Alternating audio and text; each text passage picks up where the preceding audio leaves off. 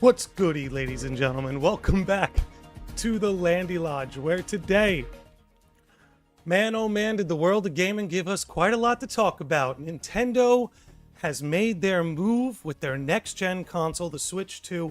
We got a much closer look at it today, and I'm happy to go over all of it, but first, we gotta thank the amazing sages of the Lodge. The ones you see up on your screen right now, YouTube channel members, longtime Twitch subscribers, you know the deal. And as I always say, this isn't all of it is a bonus. All I ask is that you come here to chill and hang out. Anyway, so again, we have so much to discuss today. Let's give some little bit of love to the early birds, as we always do. Vitrin, Hollow, Purple, Ninja, the Artist Joint, Tiger Weirdo, Usagione, Skazfish, Umbra, the Artist Joint, Falcone, and that's all of you. And Rojix dropping in here right on the buzzer. You gotta love it. Okay, guys. Today's going to be a fun one. Let's kill the tunes. Let's kill the tunes for now. Today's going to be a fun one. We're going to go through pretty much the whole Direct. There might be a sequence or two that I skip just because it'll bear no, how would I put it? It would bear no resemblance to what we cover on this channel. But the good news is there's a good amount of things here that I think are worth going over.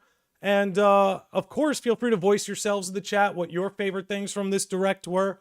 What you're looking forward to most with the Switch 2. I definitely want to hear it. Bornico Kiri is here. MA is here. Miguel, oh, we're piling in. Liam as well. Guys, really good to see all of you. You know what? Maybe we'll keep the tunes rolling a little bit longer while I talk about this. I guess before we dive into it and start going kind of trailer for trailer, update for update, I guess let me overall give my thoughts on the Direct. I'll say this. I thought it was a good Direct, right? I come away pretty happy. Here's how I'd put it. If this here is the line for being a day one buy, I'm right here. Right here. You know what I'm saying? And we're going to talk about the specific reasons why. I may not be further above that line, but as of today, and maybe my mind changes by the end of the podcast, maybe it changes within a week, a month, we'll see. But I'm like just a day one buyer based on what I've seen. I think there's a lot of good. I think there's a lot to criticize. I also think there's a lot to observe. I mean, for example, I don't think there's any arguing that even though there's some good games that are going to drop day one, this day one lineup to me is not as exciting as the Switch. Right? When the Switch dropped, we had Breath of the Wild and Mario Odyssey. And those two anchors, those two kingpins alone, were enough to, like, make me have to have it day one. You know what I'm saying? Now, with that said, I don't feel as though this Direct had any big kingpins like that would anchor someone like myself to have the Switch 2. There are a lot of cool features, a lot of cool upgrades, a lot of cool, like, Switch 2 additions. Like Tears of the Kingdom in 4K looked beautiful. Oh my god, we're going to look at that. Tears of the Kingdom and Breath of the Wild in 4K look immaculate. There's so much to be excited about. But when it comes to the overall software, I was actually a little bit let down. I thought there would be a little bit more weight. Don't get me wrong, it's good to see Donkey Kong is back, but Donkey Kong is like the anchor announcement. To me, just doesn't carry the weight of a new 3D Mario, a new Legend of Zelda, a new Splatoon, right? A new Splatoon, a new Animal Crossing, right? We can keep going with this. Point being, I don't really feel as though the Switch 2 really has that big flagship anchor title that makes you have to have it day one. That's just me. I wonder how you guys feel about that. Let's see. Reckon there's a small teeny chance Kingdom Hearts Missing Link will be on Switch. I think it's... I think, look, I guess we can kill this now. The pathway for Kingdom Hearts Missing Link to the Switch, it would first have to succeed on PC. Games that are made for smartphones and are made for the mobile market can much more easily be ported to a PC platform than a console platform. So I'm not saying it can't happen, Tiger Weirdo, and maybe they'll surprise us, but I really think that if we're going to see Missing Link on Switch 2 or Switch, it would first have to succeed as a mobile game. Then, like Ever Crisis, that success will carry it to the PC. And then if it's successful enough on PC, I think maybe then we could see a Switch port, but we'll see. We'll see. We'll see. Yes, don't forget to hit the like button, everybody. Don't forget to hit the like button. Get us viewed in the almighty algorithm. Give me 1 second. My man Umbra sent us quite a lot here. Oh, beautiful. He sent me a whole list. Beautiful. Of what's launched and what's a month later. I'm going to keep that handy. Thank you, Umbra. You're crushing it. Bro, I badly need KH on Switch in general. Kingdom Hearts on Switch in general, not cloud. Yeah, we need native ports. We absolutely need native ports. All right, good. I did set this up correctly. We 100% need native ports for Kingdom Hearts on Switch. It's very long overdue. And you know what? We're going to talk about today. We're going to talk about just that. Why cloud ports really, in my opinion, should not be supported. That's just my opinion. People, you can spend your money how you want. I don't judge you. Agree to disagree. People in this community are free to disagree with one another. Personally, I'm going to take $60, $70, $80 out of my account and give it to you. It's because I want to own the thing. I want to own the thing. And if my Wi-Fi is down, I want to be able to play the game that I purchased. Now, that's cloud, right? We're not talking about digital. Digital's a whole other conversation. We will get into it. But even with things like cloud saves and cloud gaming, it's like, okay, listen, I've had the displeasure of having Comcast for years. On any given day, I mean, you guys saw it with the show. On any given day, internet could just be down. And look, if I'm going to take close to $100 out of my pocket, I want to own what I just paid for.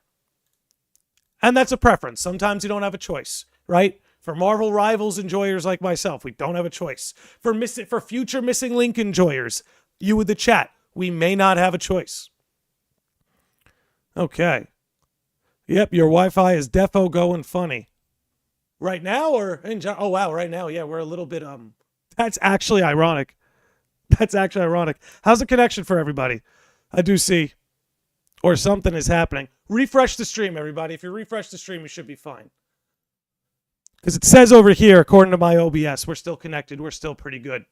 So it might be something on YouTube's end. What's up, Trousers? What's up, Trousers? Good to see you, bro. How's the stream coming in for everybody? Because I think we're okay. Again, my OBS tells me we're okay. OBS wouldn't lie to me, right? Okay. It's good for me. Okay, then yeah, maybe some people are just having a bit of a connection thing. Anyway, so getting into it, again, we have a lot to discuss. I do want to keep the beginning here mostly focused on the games that are announced, but there is a grander conversation to be had.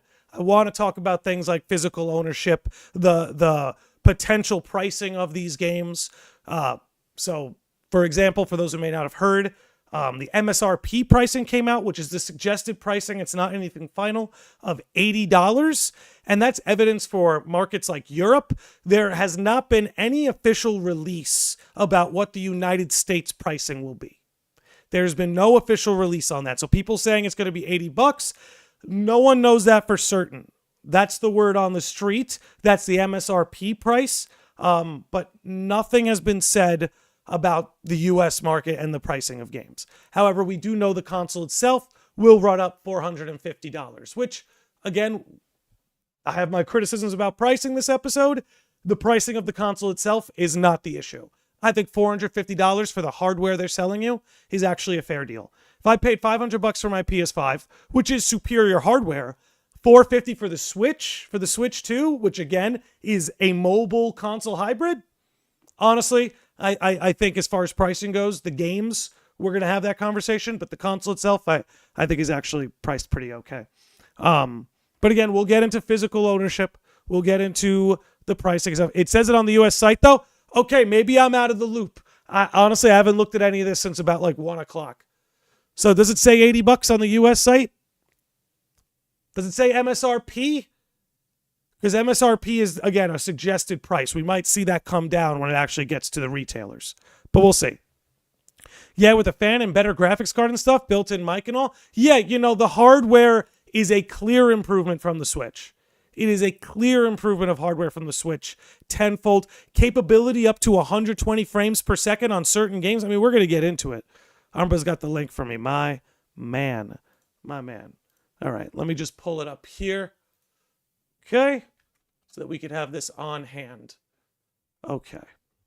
And let's go back. Perfect. Just pulling it up. There's the site. Shop. Yeah, you're not. Yeah, it shows the $80. Okay. Okay, we're definitely going to talk about that today. Definitely going to talk about that today. I have an interesting tweet to share if you want. We'll get into that. Here's where I'm at, guys. Let's get into the presentation. Let's get into the games. Let's get into all that. Then we'll talk about the greater conversations at large, pricing and the like. But first, they showed off Mario Kart to start. Hopefully the negativity steers them away from that price. Hopefully. Here's the truth. Here's the truth. I'm going to tell you right now. And we'll talk about it more towards the end. I'm excited to get to it, but might be a controversial take. But it's been made very clear people will pay $80 for a game. People will pay $80 for a game. And don't think you're above that. If you bought a $60 game with a $30 DLC, then like myself, I'm part of the problem too. Okay? We've given them reason to now charge that.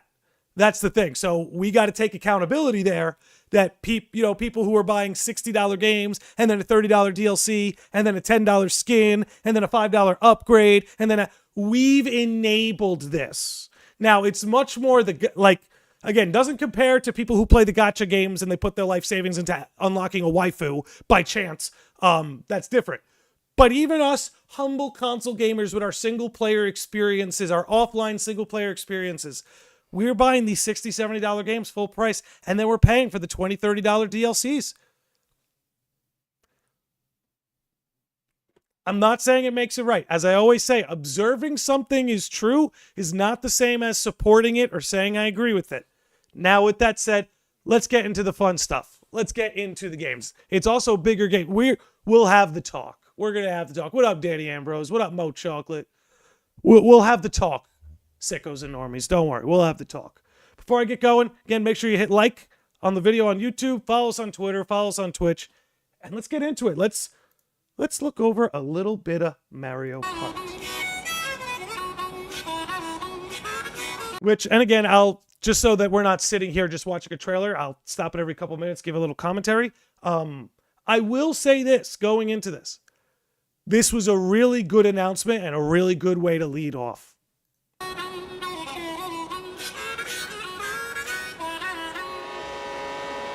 Go!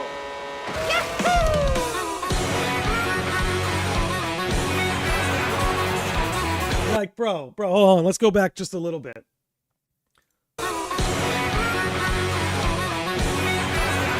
So, like, the whole lineup is here. 24 racers now. Soundtrack is popping. Here's what they let us hear.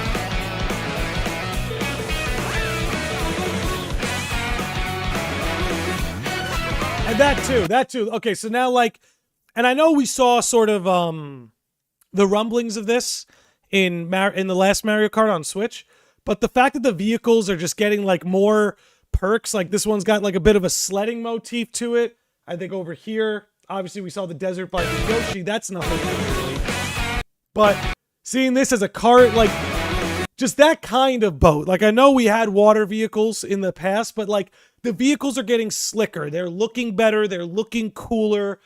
Again, this sort of sledding motif on the bottom of that one.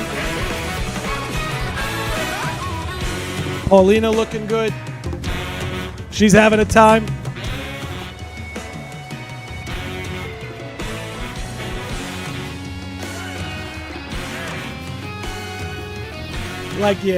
Yeah, man. I'm just going to say, one sec. That image goes hard, man. I'm just saying, that image goes hard. And can we give Waluigi his own game, please? Can we please give Waluigi his own game? The airplane wings instead of gliders is cool, too. Yeah, I saw that on Donkey Kong's vehicle. That's what I kind of mean is, we've had air vehicles, we've had water vehicles, but the designs and the structure are getting sleeker and cooler. It's cool to look at.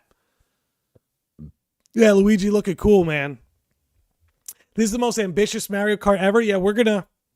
Oh, yeah, Umbra, you're right about that. We'll see plenty. We'll see plenty. All right, let's keep this going. Just wanted to point out that Waluigi goes hard. Sonny Novus is here, ladies and gentlemen. Ladies and gentlemen, Sonny Novus has crashed the party over on Twitch.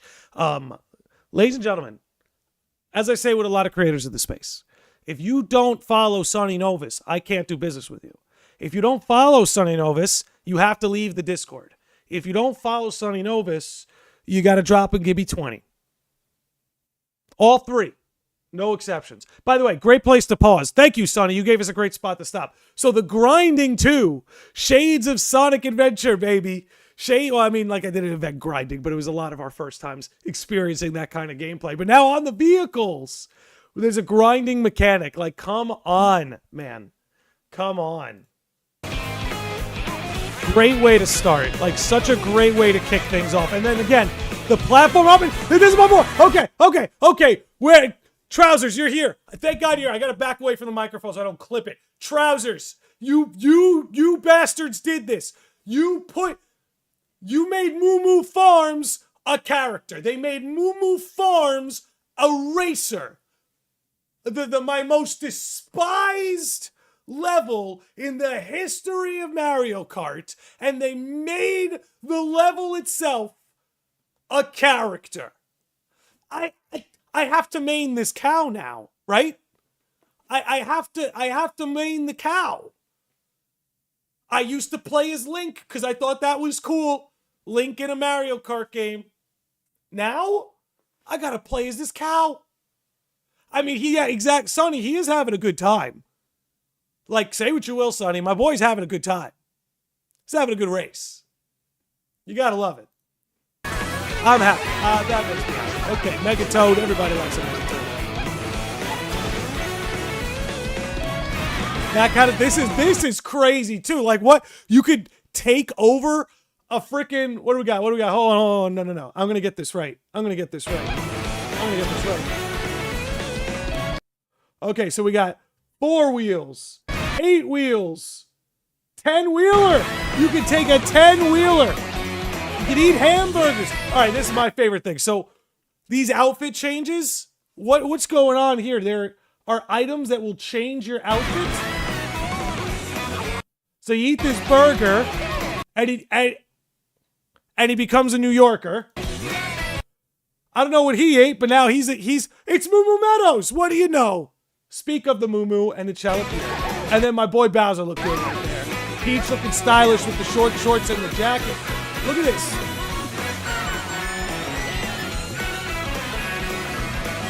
And like that flying looks smooth, bro. Like, does this imply we're gonna be able to like customize the racers themselves? You know what I mean? Are we gonna be able to customize the racers themselves? I'm gonna miss the rare DK design. We're saving that Kokiri. We're gonna save that for the end. We're gonna save it. But I'm with you. The design could be a lot worse, but I'm gonna miss the rare Donkey Kong. He was my boy. Hello everyone, I'm Koichi Kawamoto, and I'll be one of your guides for today's Nintendo Direct. We're gonna keep this moving. Let's get to the juice. Here we go. Get to the meat and potatoes, as they say. A brand new entry in the Mario Kart series is launching exclusively on the Nintendo Switch 2 system. Welcome to this. So this is the thing I've got to say. This is the thing that's kind of blown my mind. I'm not going to lie to you guys. This is the thing that's kind of blown my mind a little bit. The fact that all these courses are connected in like one big web, and you'll be able to travel by free roam or by Grand Prix.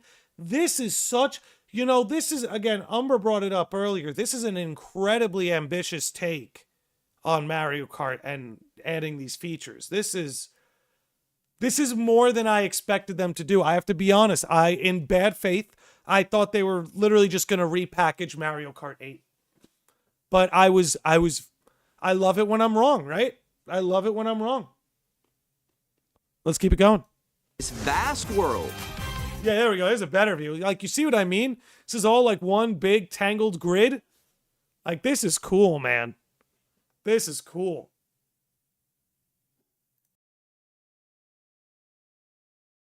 Okay, I swear I'm going to remember to mute myself when I take a drink. Okay, keep it going. Kart races are held throughout various regions that span the globe. Depending on the time of day and weather conditions, This is a whole Pokemon region? Well, Umbra, let me tell you something. Maybe the Mario Kart team should be in charge of designing the next Pokemon world. That's what I think. Although I will say, Legend ZA did look a lot better showcased for Switch 2 in terms of its visual aesthetics.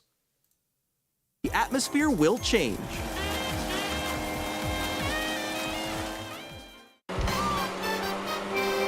Like, just, that's a lot of cars on the road, man. That's a lot of cars on the road. Racing to the next course is really cool. I assume that's how they will determine the lineup for each race. Yeah. And I also, I wonder if you can, I wonder if if it would actually be cool if you could do a whole Grand Prix, but like no breaks. Like you do all 4 courses, but there's no intermission. There's no, you win course 1, you win course 2, you win course 3. Like, no, a full blown, like 4 course, like powerhouse race would be so nuts. And They in legit this made a Mario proper Kart Grand game, Prix in this. I know. I'm excited. you can go off the racetrack excited. and drive virtually everywhere in this world. In the baby. classic Grand Yeah, you see what I mean? Now I wonder, like, are you going to be able to do that? Right? Just do the 4 races at once, no intermission? Winner take all? Prix, race through 4 courses in a bid for first place. But don't sleep at the wheel. You'll also drive to the next course as part of the competition. With 24 drivers in each race, the most in series history, the competition is gearing up. I'll tell you why they're so smart to launch with this game. Because, you know, and we're going to go over it when they show off more of the features. A big part, and thank God for it, a big part of the Switch 2 was that they really upped the online functionality. They really improved, or at least are making a bid to improve the online functionality. Mario Kart is so smart to launch with because if they can get everyone in the habit of playing this game, you can have a lot of fun lobbies. Can you imagine a lobby of like 24 sickos and normies and everyone's yelling and blue shells are flying and everyone's like, they're very smart to launch, you know, even though like a limited selection at launch isn't preferable, if they're trying to get people to utilize these new features, I actually think in a sense this might work in their favor a little bit. Introducing Knockout Tour. Race non-stop from one corner of the world to another. Dude, he's driving There a are tractor, multiple bro. checkpoints along the My way. man was driving a tractor. If you're below the placement shown when you hit a checkpoint, you'll be eliminated. See, I like that too. I think that's cool. I think that's cool. So that when you get to the final race, it's like a very limited elite, maybe an elite 4. Can you make it all the way to the finish line?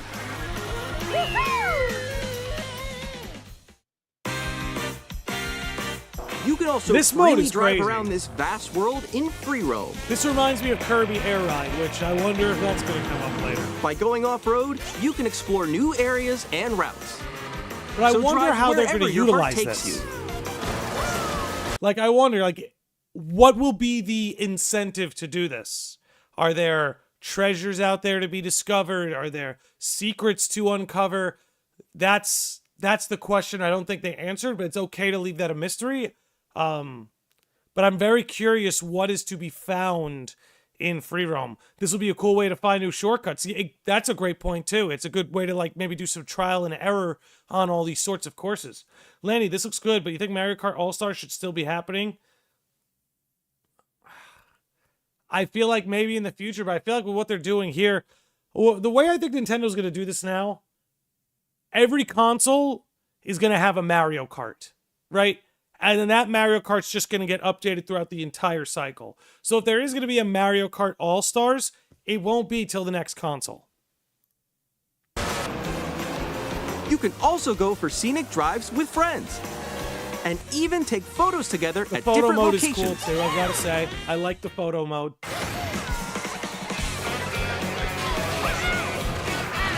Bro, the fact that it goes side-scroll here on a certain point is cool. A brand new race across the entire world starts here. Mario Kart World! The game launches on the same day as Nintendo Switch 2. That's nice. More details about this title will be shared in an upcoming Mario Kart World Direct. So be on the lookout for more information in the future. Mario Kart World launches on the same day as Nintendo Switch 2. We'll share more details in the future. Let's move it along. New C button. Here we go. So the Joy-Cons, the bane of any Switch owner's existence. I understand they don't want to draw attention to it, but the sad thing about these Joy-Cons is there's no way to know if everyone's main question is answered until after the system drops. Now, to me, I've got to be honest, this is a big one. They gotta earn, like, they can earn a lot of people's trust back if these Joy-Cons are reliable. If they prove to be as unreliable as the original Joy-Cons, to the point they essentially become obsolete to Pro controllers and GameCube controllers and other ways to control the Switch, third-party controllers, right? Then that's gonna be a bit of a problem. So, jury's still out on whether or not these Joy-Cons will be a good thing. But I will say a lot of the functionality they've added is really cool. Like the mouse feature they're about to go over, really cool. Let's take a look at some new experiences it offers.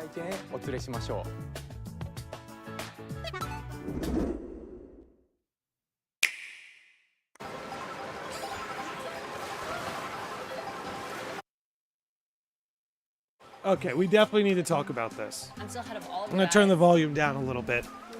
I never want to use my old Joy-Cons again. Exactly. I really hope that this new console doesn't make me feel that. So, basically what Nintendo did here, and I can keep this on mute, I guess. They basically brought Discord to the Switch. This was definitely something that was thought up during the Koof era. They essentially brought Discord to the Switch. I think there's a lot of potential with this feature.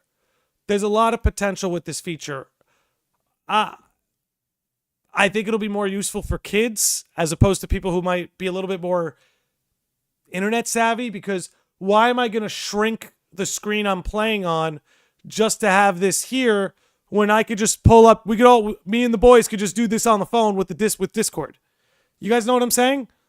Now, there's other features to be added. I mean, there's other features to go with this sort of functionality, but with what they're showing off here, I don't see the reason to do this when something like Discord exists. So this base feature to me isn't very appealing, but for kids, right? Like I could see this being a very useful thing, because probably better that kids use the Switch app than be crawling around on Discord. All right. You'll be able to communicate with friends and family while playing a game. Wasn't there a way to shrink the other screens? Yeah, we're going to get into that. There's different sort of modes. And I think some modes are better than While using the others. Game Chat feature, your voice is recognized by a microphone built into the system. They should have just let Discord on the Switch. No, bro, they want that data. That's the big commodity, Trousers, is data. They want that data. They're not going to let Discord have it. Oh, okay. But you're still behind me, right? All right, let's keep going. Okay. It can pick up your speaking voice clearly, even from a distance. Speaking of data, so, okay, now expect your Switch 2 to be spying on you at all times. Okay? All right? Ladies and gents, married couples, maybe don't leave the Switch in the bedroom, okay? Jump on here. All right, let's keep going. It's useful for me, who can't get my friends to get on Discord permanently, to be honest. I mean, there you go. I guess it creates a more seamless experience for people who may not, crawl around these forums like us sickos. And I see what you mean, When Vitrin. it's noisy around you, your voice will still come through clearly, letting you chat with ease. How did you get hit by a boat? Okay, nice. It does look beautiful. It's so pink. And you can use this feature in handheld mode too, letting you easily chat with friends and family. If you open the chat menu Okay. and turn on game Okay. screen sharing, Good job, good job. There we go. So I just want to say, so this feature I actually think is really cool. But I think we have a problem, because at least in this showcase, the other streams are running at about 5 frames per second. You can also share your game screen. Did you see someone just like go on top of that dinosaur? You know? Really? They can do that? Can do it? You guys, I just did it. I want to do it too. Oh, shoot. Oh. Ooh. Oh, he's trying to eat me. He's trying to eat me. Okay, I got it. I got it. Again, cool feature. I hope that it's something they continue to patch, make more efficient, so that maybe the resolution can be and the frame rate could be a little bit better. Oh, no. Because all I'm going to say is, man, is like, remember, man, like, this is what they're choosing to show you. This is the absolute best that they could achieve. You know what I'm saying? This is remember that. So, like, when you and I choose to do this, it probably won't be as crisp. You follow me? Even though I think there's a lot of potential in this feature. I'll say that. You can chat to your Especially this. I think this version's way more appealing. You and the boys, you're all playing different games, but you can see what each other are playing. And like maybe one of them's playing a game that you don't own, but you're passively viewing them play the game. And you're like, oh, you know what? That actually looks kind of fun. Like this, there's a lot of potential here. There's a lot of potential here. even while playing different games. Yeah, I know. At least they're honest about it. Yes. Tough. Yes. Oh, wow. I'm like in the... They very easily could have edited the video to make it look like all these screens were going to be like 30 frames per second locked. sky right here. I fell. I'm falling. Okay, we got it. We're safe. Kirby, look, you're a star. That's so cute. So cute. You can adjust the size of your game screen. And that too. Okay, so that's a cool thing too. The customizable aspect. So like you are still shrinking your screen, but you could rein in the size of what's going on down here. And I wonder if the smaller the screen, the better the resolution and frame rate will be. I can watch my friend play Metroid. Yeah, and honestly, I wonder, like, what if it's just a hangout with you and one other person? Is the signal stronger? Again, questions to be answered. Guys, I'm lost. Like, Where'd you go? Or expand another friend's game screen. You gotta get above that wall. And that is pretty cool too. You can pull up a friend's screen and like kind of view them. So you know, like what's cool about that is like, you know, on a day where like, imagine like Tears of the Kingdom just dropped for the first day and like you're playing it and you're stuck on a spot and your friend's up to that spot. He's like, yo, just watch my screen. I'll show you how to do it. Like I see how this can make, like, for instance, one of the things I love about live streaming, guys, one of the things that brings me joy when I live stream games, is that all you in the chat, it feels like you're in the room, we're all hanging out, playing games. It really gives that vibe. However, the fact that it's done over a digital landscape does limit what we're able to do. I like this because this is further expanding what these sort of digital hangouts can capture generally, right? Discord's been doing this for years, but now that Nintendo has something under their own umbrella, it's good to see. I guess that's all I'm trying to say. So everyone can To that point about seeing other games, I bought a Switch because games I was watching on Twitch looked fun. What game was it? What game was it, Rock? Ooh, okay. Oh, nice. Let's take a picture here. Okay, are you ready? Smile. The photo mode is cool too. Oh, yo, that's Photo mode is cool too. on the right Joy-Con Good 2 luck getting controller, 4 people. there's an Yeah, this additional feels similar button. to a LAN party. That's With the what C I'm button, looking for, you can Trousers. pull up the chat menu. It really feels like a digital LAN party. That's a great way to put Actually, it. guys, I got a call coming right now, so I'll be right back. Oh, that's it. I thought that was my phone. Here, you can quickly and easily mute That was yourself my phone. and I'm like, more. can people leave me alone, And there's please? this. All right, yeah. Now you really By want Nintendo connecting to this spy on camera you? to the system, But honestly, though, this is a cool feature too. Hey. This I like. See this? This. Let me. This. I love this. I love this. Doing good. you can appear on And I'll tell you why, man. Because then when I'm streaming, when people stream things like Mario Party or people are streaming the same game, now you could fix them into the overlay.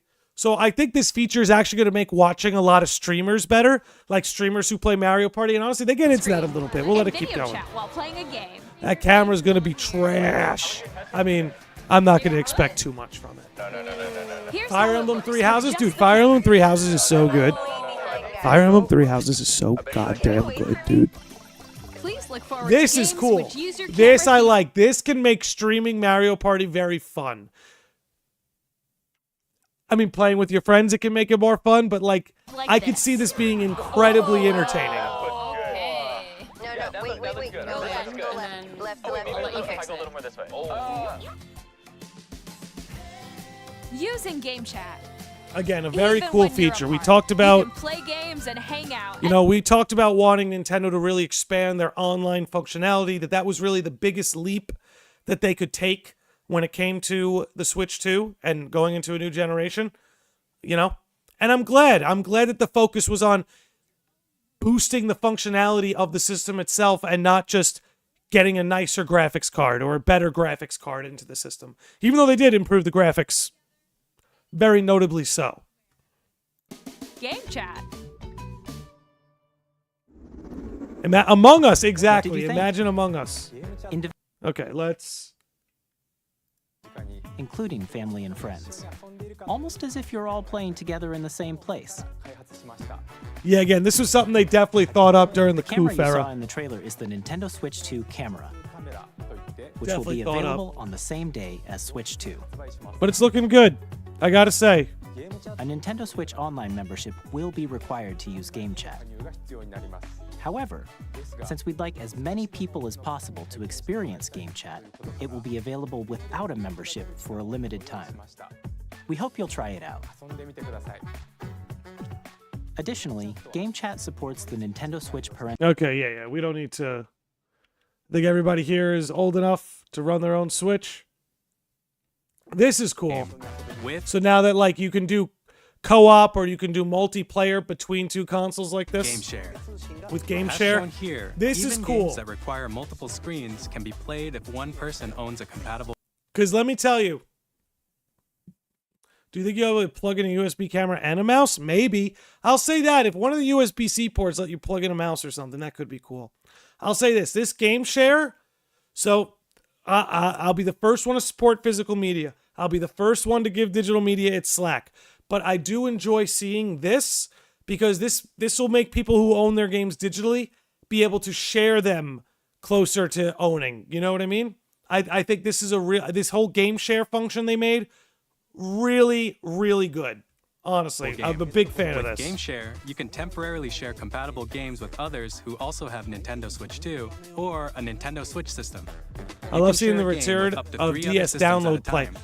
I want more of the DS Game and Share 3DS also features to supports online reemerge. play with other Switch 2 systems, and you can use it with friends via Game Chat, which we showed earlier. Game Share can only be used with compatible games. I think this is feature a huge planned for step. several I think this is a titles, starting huge with step. What free up, Kevin? update For Clubhouse Games 51 Worldwide Classics on Nintendo Switch. Game Share support is also planned for select games exclusive You know, I to swear, man, Nintendo Switch Nintendo is 2. so unique because they'll do things that make you feel like, wow, they really respect the consumer. And then they do things that make you go like, what do you think? What am I to you? Switch 2 system itself. It's always the extremes, but we take it. Please take a look. Bigger screen, same At thickness. 7.9 inches, Switch 2 has a bigger built-in screen. Here's how that compares to Nintendo. Finally! 7.9 inches. Finally, a Switch screen that's the same size as my... Nintendo Switch. The system's thickness remains the same. With approximately double the pixels compared to Switch, you can enjoy games in greater detail on the 1080p screen.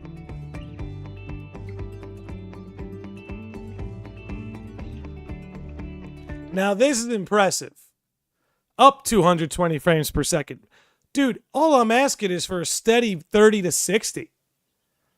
All I'm asking is for a steady 30 to 60. You're gonna swoon me with 120? Okay. Okay. I mean, guys, it's what we were all asking for. Not to bring that back up, but I see chat's catching up now. Were we not asking for that? Were we not all specific with what we wanted from the Switch 2? Were we not? What, did you think you just wanted a bigger screen for the sake of a bigger screen? No, there was an exact size, an exact measurement that we all wanted, and we got it, okay? Thank God for that. The screen supports up to 120 frames per second, allowing for smoother gameplay in supported titles.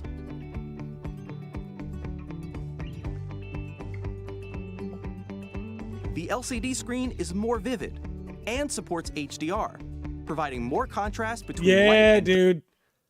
That's great. That's great. Yeah, you can really... Oof. dark areas of the images.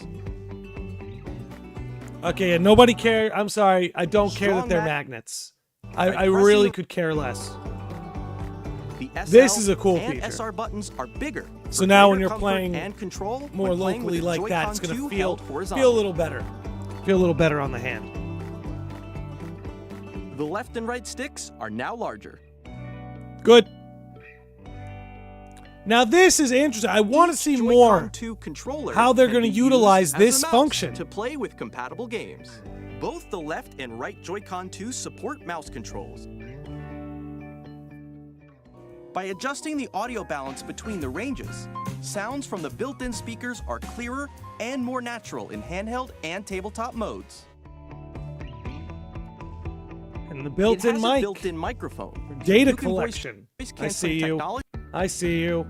can be 3D enjoyed with audio. more immersive, three-dimensional sound. Just as pretty if it were cool. coming from It's not all often I around. have headphones on for it, but it'll be cool for the few moments where I do.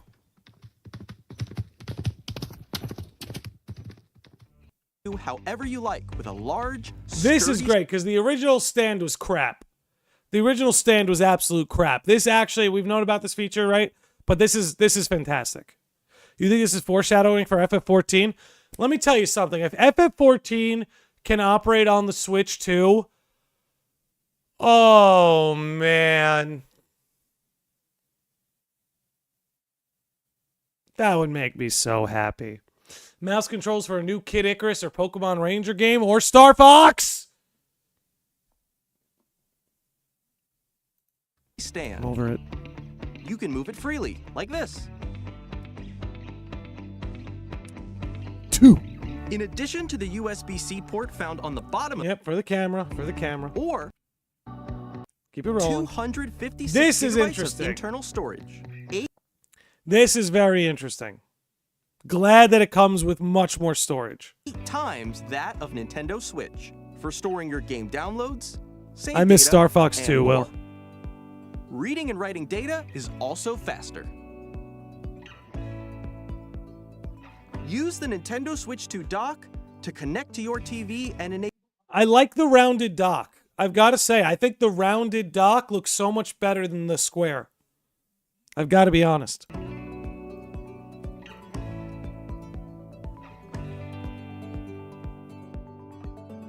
Yeah, The this Nintendo baby, Switch this 2 dock baby's has gonna a run. built-in fan that keeps your system cool. This helps keep performance stable. Give your Switch a little space. On Nintendo Switch 2, you can play Nintendo Switch Okay, so yes, we know we can play backwards compatible. Thank God for that. Not everyone was sold that they were going to do that. I'm very happy they are.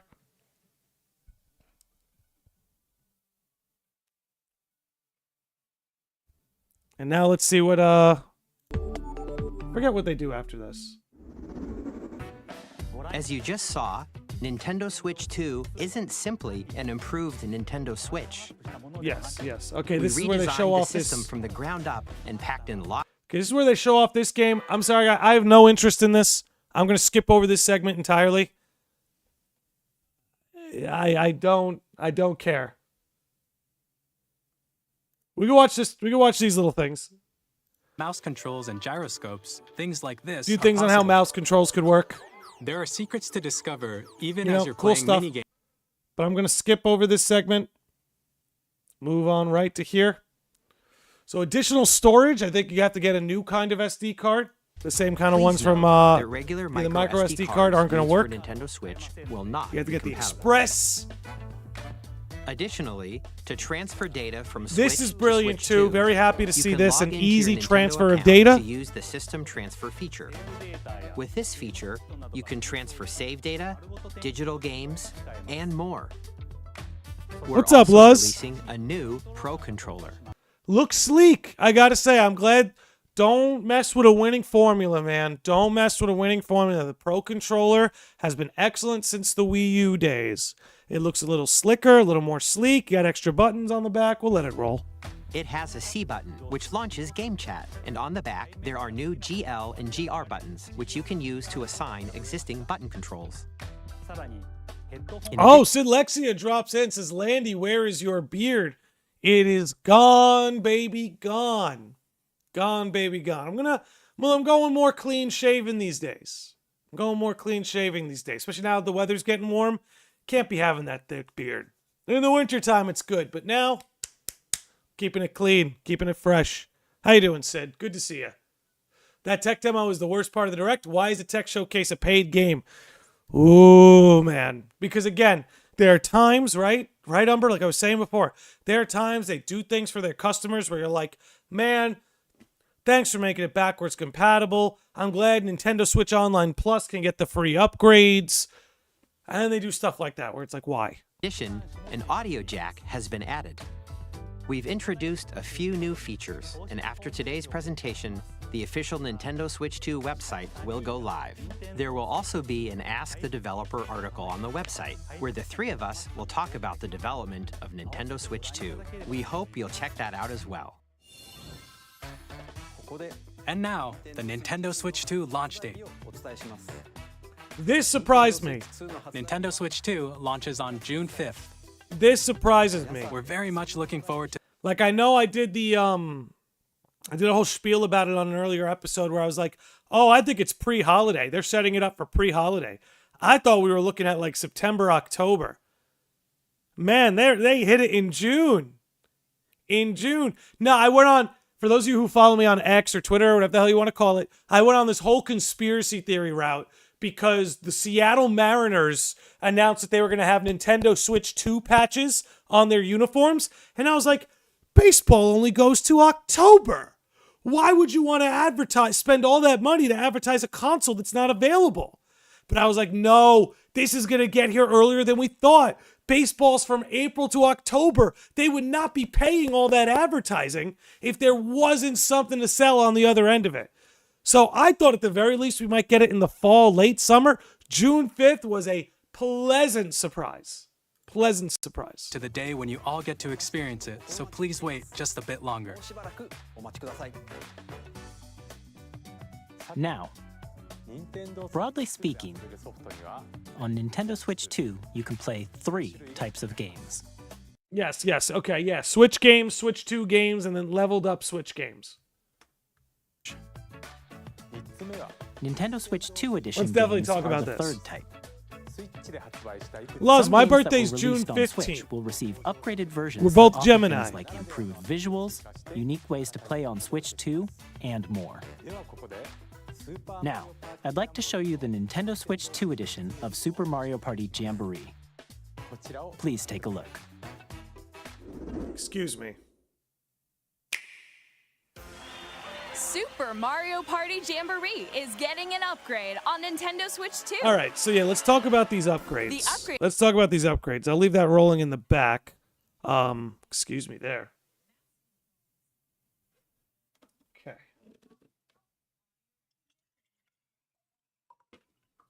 There we go. Filling up on water. So, here's the thing, guys. Let me put this down. So these upgrades, right? So I know a lot of people,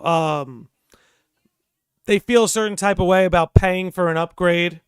I don't think there's anything necessarily wrong with it, but I think what got swept under the rug is that if I'm not mistaken, if you have Nintendo Switch Online Plus, you get the upgrades for free. That's what I believe. However, if you don't have Nintendo Switch Online Plus, I think the upgrades are like $10. I don't know for sure. Don't quote me on it. But I'm pretty sure all these upgrades of Switch games, if you have Switch Online Plus, you get them for free. Okay, let's pump Guide an this in. RC car with your voice. Go.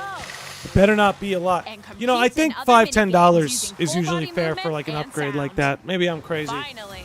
$10 Take for a ride typical on the upgrade, $20 if it has mouse-controlled new carnival content. coaster. But With the PS5 had safety bar priced loaded upgrades, so I'm and not sure why secured. people are surprised. Yeah, I mean, I feel like this has been priced out before. It's usually a Use $5 to mouse controls $10 to shoot charge down to upgrade, enemies while you feel the bumps and rumbles which of the I coaster. I think that's fair. You know, When you enter a pipe, a mini-game will begin. There's a bouldering game where 2 players each control an arm. And one Okay. where you shake a can of spray paint and let's quickly keep this tag going. objects. Yeah, honestly, the Mario Party minigames are going to be great with that mouse Enjoy the function. All right, I want to get to Sing the and upgrade I want to get to pack. the meat and potatoes of what excites me. Please look forward Yes. Yes. Of the Yes. Legend of Zelda's Yes. resolution and Show me. frame Look at rates. this. and also support HD. Like it's. Do I have this?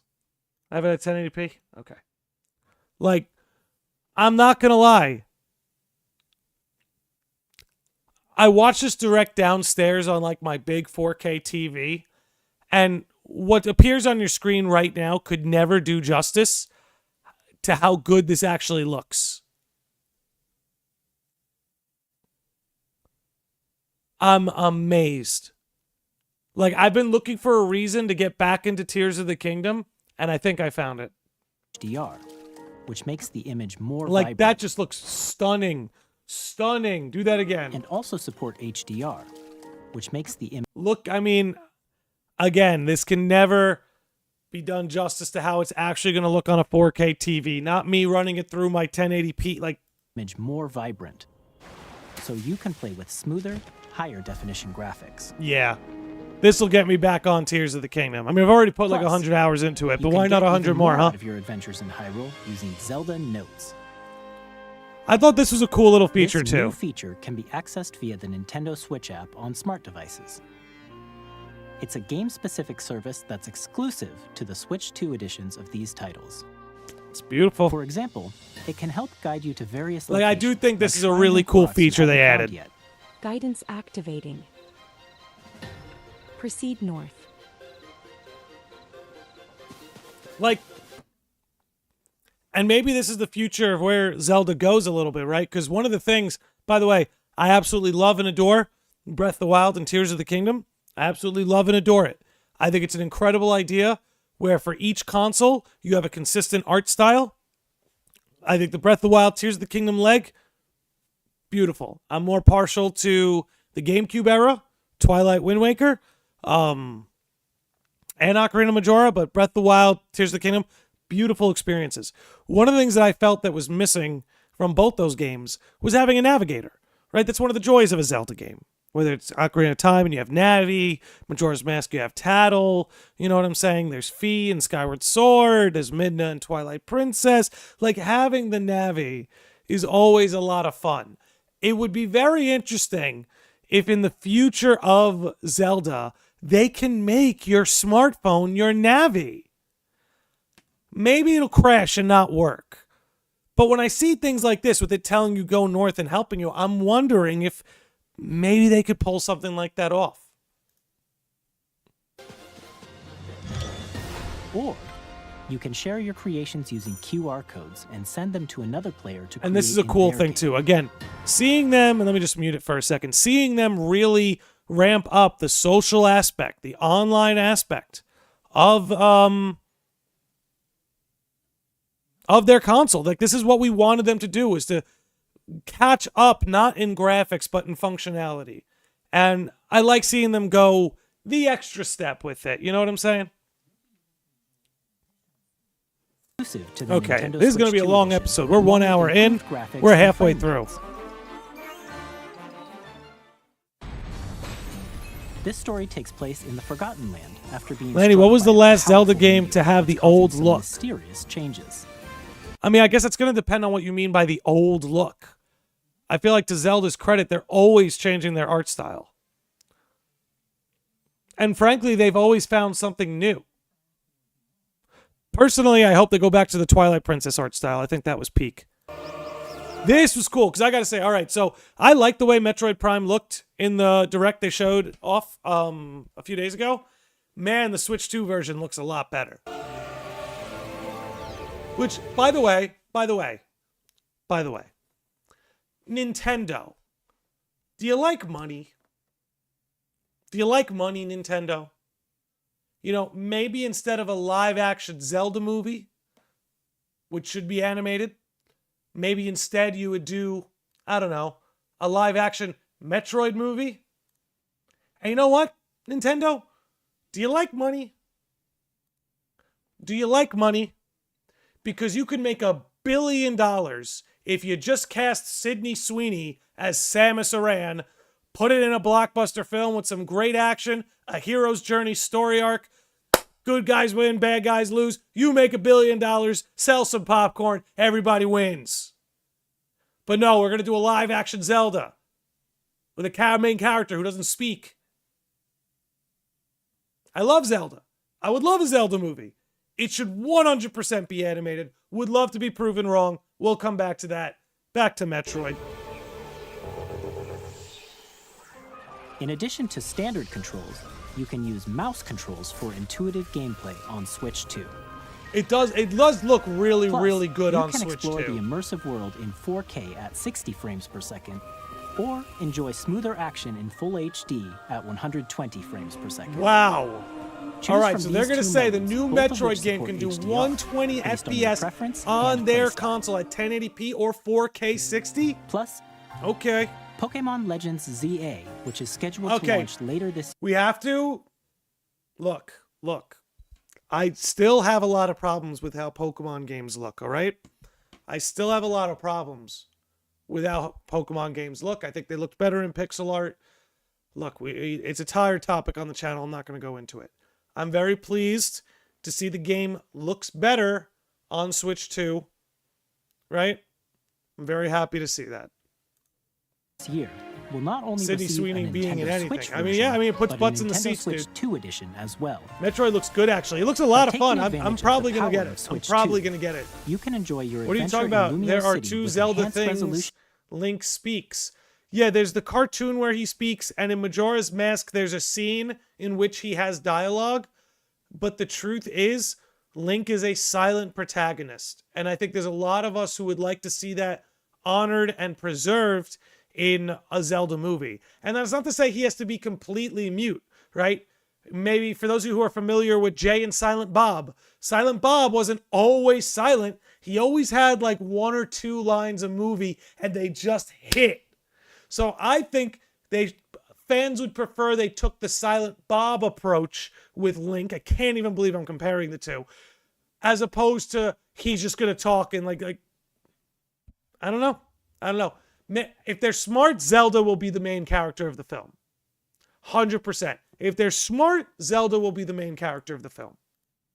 And frame rate. And Link will be that. Link will be oh man, Link can be the strong hero, the strong, bold hero who shows up at the end to save the day. Like, you only hear about him throughout the whole movie and maybe from Zelda. Like, there's a way to do this. You know what I mean? I'm just so scared it's going to be like Elijah Wood with, pointy ears on, and he's going to be, anyway. And I like Elijah Wood. No disrespect. I'm just saying.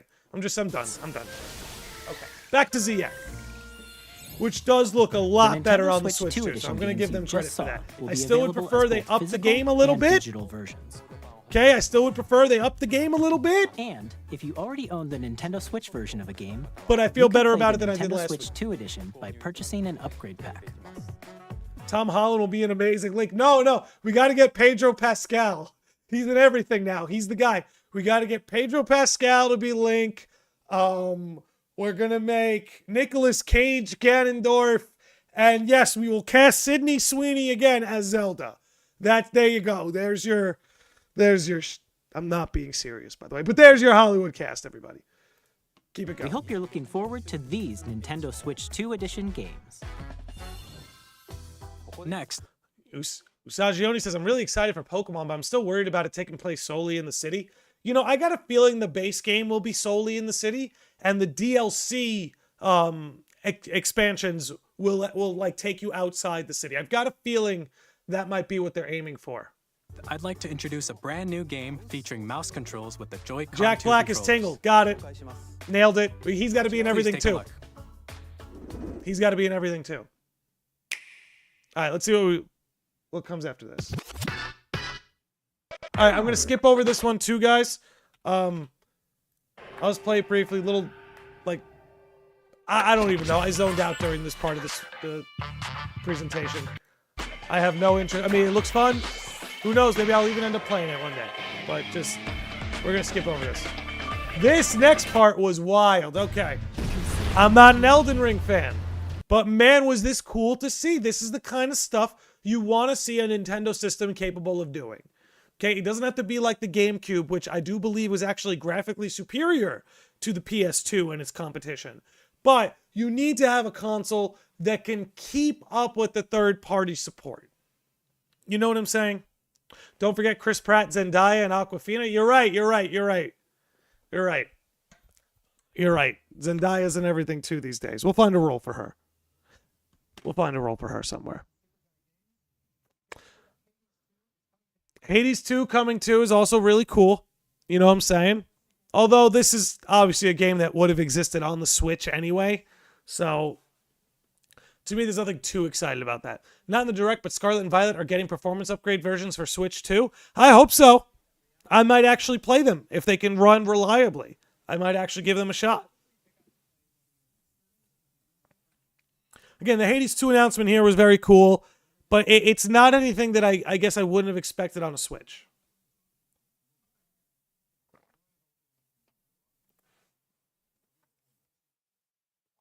This was something.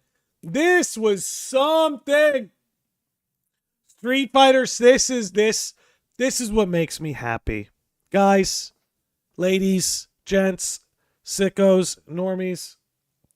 This is the kind of stuff that makes me happy. Really, seeing Nintendo have this kind of third-party support out the gate. That's one of the highlights I think is kind of doomed to be overlooked from today's Direct. Is I think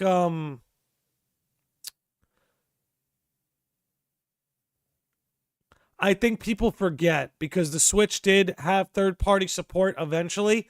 I think people forget how much the Switch at launch was lacking any kind of third-party support. Seeing it out the gate with games like Elden Ring and Street Fighter 6, you love to see it. ソフトは通常版の他に総勢26キャラクターを収録した Gears 1, 2 Fighters Edition の2バージョンをさらに Again, really cool stuff. And then, yeah, the amiibos. This is, man...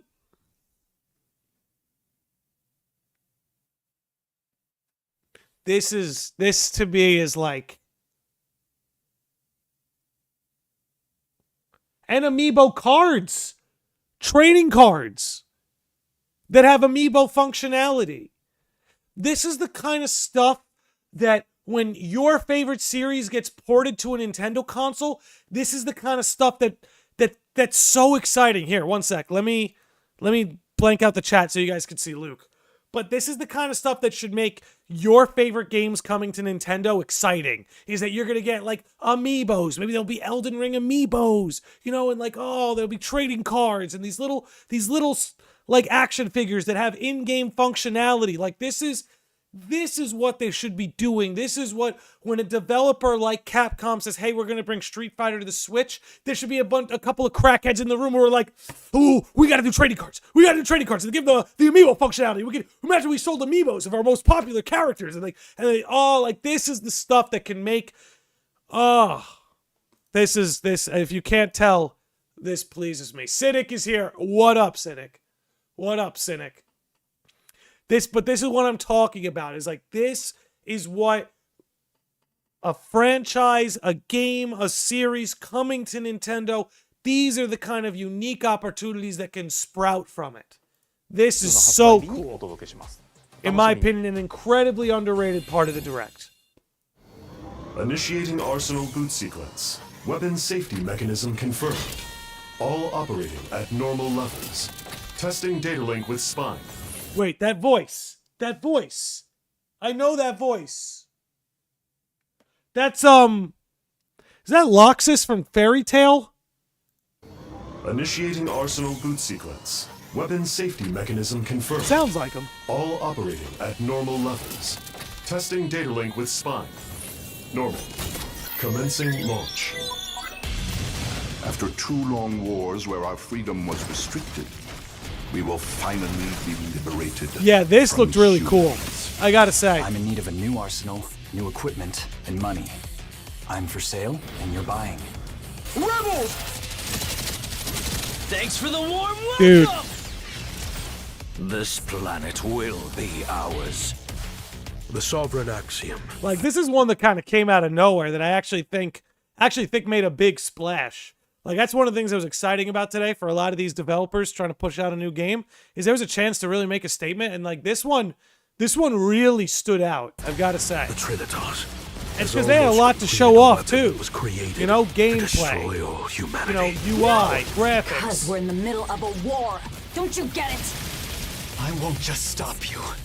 I'll tear you apart! All children bring hope to our lives. That's solid. Don't they? Solid. Hey, this is Joseph Forrest from Hazelight. I'm Split super Fiction excited for Split Fiction is coming. to come I mean, to this Nintendo is a Switch game 2. that's perfect. The game Perfect is for a the story Switch. about friendship. You play as Mio, who writes sci-fi, and Yeah. Zoe, who writes fantasy. Skip over.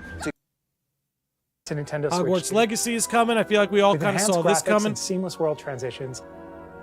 I had a friend You'll who be had this immersed in game. a They wizarding really, world like they never really before. enjoyed it. I wish I liked mouse Harry controls on Potter. Switch 2 Like, I have give you even thoroughly more enjoyed ways. all the movies I've watched. I've seen them all, a few of them multiple times. I just never could like totally nerd out about it. Like I like the series. I think it's a great story, fantastic storytelling, but could never get super into it.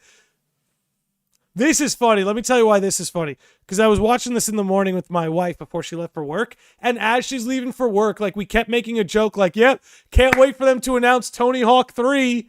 Like, we just kept making that joke for some reason. I don't know where it came from.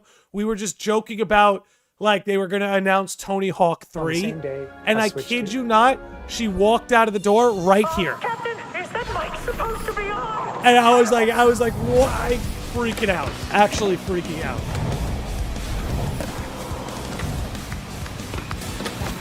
Not an HP guy, but my wife loves it. Not an avid gamer, but loved Hogwarts Legacy. Yeah, I that's something I felt like a lot of Harry Potter fans who played it had a good time. Trousers, I remember watching Trousers. I think you played it on stream for a while. I thought it looked pretty good. But anyway, Tony Hawk is back. Which, again, I liked these games a lot when I was younger. I didn't... Oh, that's right. It's going to be a SpongeBob crossover, which was totally out of nowhere. I totally forgot about that. Yes. Hitman's coming. Then we had this GoldenEye trailer, which I think could be cool. Well, 007, I should say.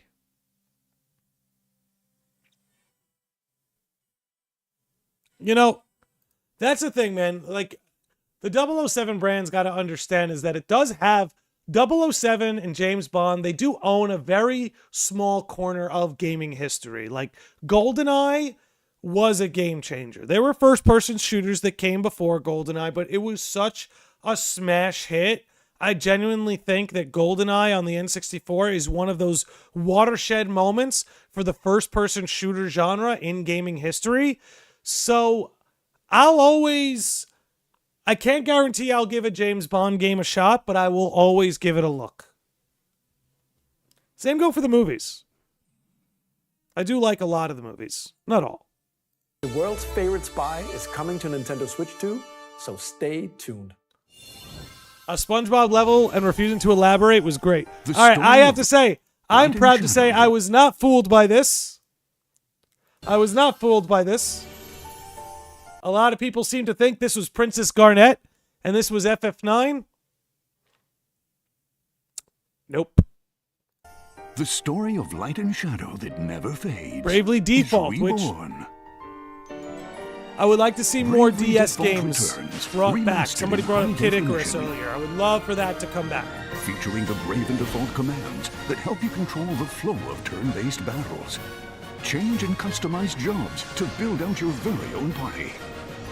Enjoy your adventure with See, what's great about games like, actually, I can just mute it while I say this. upgraded features. What's great about games like Bravely Default, and I encourage a lot of Final Fantasy fans, if you love RPGs, and Persona fans, because don't get me wrong, I love Final Fantasy and Persona, two of my favorite RPG series ever. But, and I'll pause it here because I want to sing their praises.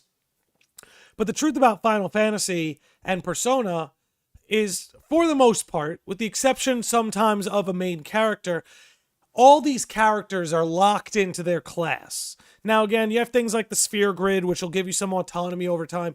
But generally speaking, in games like Final Fantasy and Persona, a lot of these characters are locked in on their class, right? In Persona, certain affinities, right? Like Ryuji's lightning, Ana's fire, things like that.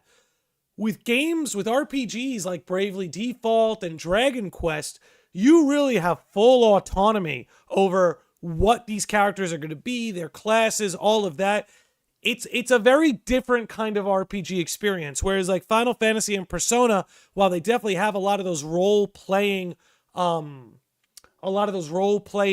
features, the truth is there's a lot of cinematic influence that controls the kind of roles the players can have, as opposed to like a Bravely Default or a Dragon Quest, which gives the player full autonomy over the roles being played. And you know, I encourage a lot of RPG fans to do both. Play the RPGs where characters are relatively locked in and you build around them, like materia builds and stuff like that, and shoot for some RPGs that really let you kind of control the whole board, control that whole outcome. And then maybe you could find your way to an Octopath Traveler 2, where every character has a main class and you can customize their subclass. Anyway, I'm done yapping. Set foot in Luxembourg as a warrior of light once more. It annoyed me seeing the reaction from others. I don't know why they thought it was Garnet. Like, you think they did a remake to make her look like a DS? Like, what?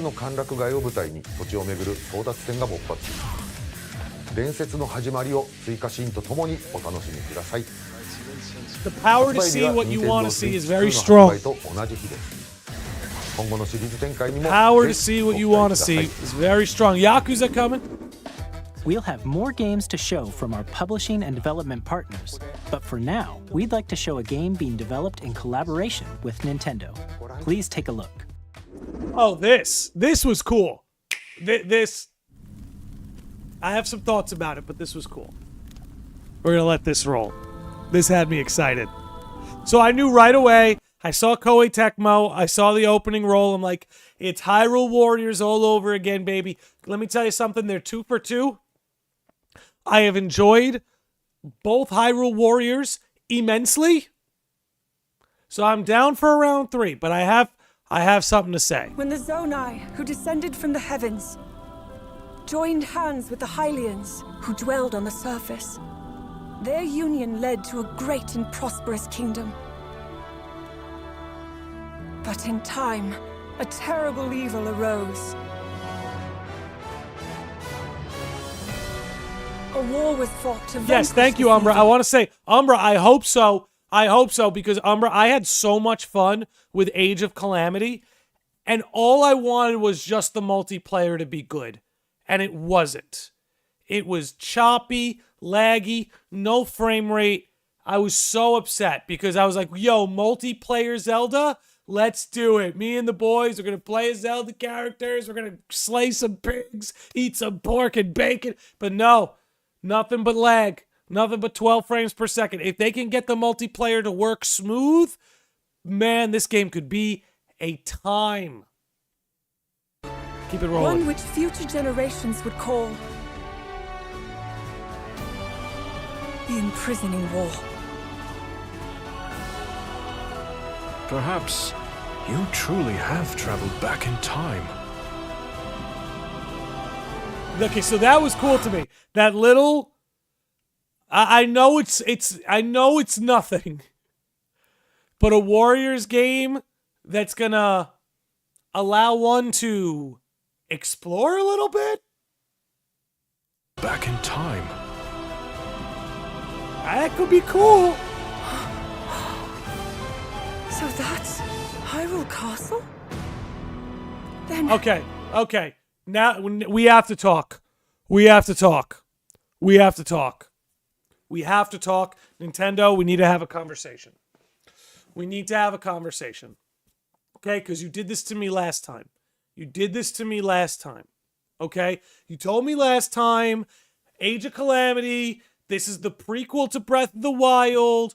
Come learn the story, come experience the war, and then you get, like 2/3 through the game, bam! It's an alternate universe. It's an alternate timeline. It's not the war from pre-Breath of the Wild. No, that timeline, that's a load of crap. It's connected to that. I'm not trying to be too hard on them. I love my Zelda. I love all these games. There are definitely connections between them, but don't do this to me. Tell me, here comes the prequel. Here comes the canon prequel. And then I start getting through the game. And now it's an alternate universe fan fiction. Which is fine, by the way. The first Hyrule Warriors was some alternate timeline gobbledygook. But it was awesome. It was fun. Because I got to go into it knowing, okay, this is not like an official Zelda story. This is not in the official timeline. These are just some devs having fun with the Hyrule world and making some new wacky characters and some bad bitch villain who barely wears anything. Like, I get it. Like, it was very clear what the first Hyrule Warriors was. And I think that's what made it, in my opinion, the better one. With Age of Calamity, they really tried to push it as like this Breath of the Wild prequel, again, only to find out it's just some gobbledygook alternate timeline. Don't tell me this is the story leading into Tears of the Kingdom, and then it's just going to be some alternate timeline. I'd rather you just told me it was a goofy spin-off where we're going to have some fun. That's all.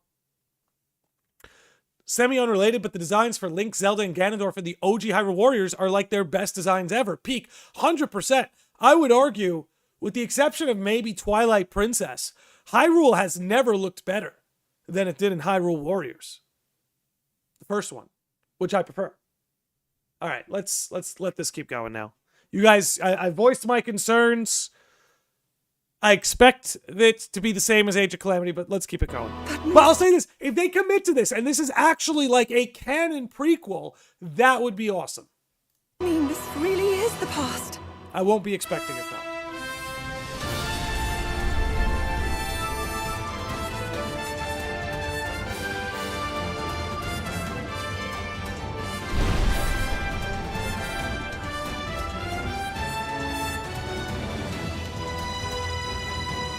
Okay, I like what my boy Cynic is saying here. It says, considering that it's pretty much the first Zelda title coming off the Switch 2, it should be the actual story it speaks of. Otherwise, it's going to bust so hard and they'll get attacked by a whole Zelda community, in my opinion. The Ramble Lodge. We enjoy your ramblings. I know, it's the only reason people show up. I mean, if you don't enjoy my ramblings, I don't know why you hate yourself enough to be here, but I digress. I couldn't agree with you more, Cynic. It's like, this is, again, like you're saying, the first Zelda title on Switch 2. Build your world. If you're gonna charge me $80 at the door, let me own the damn thing and make it count,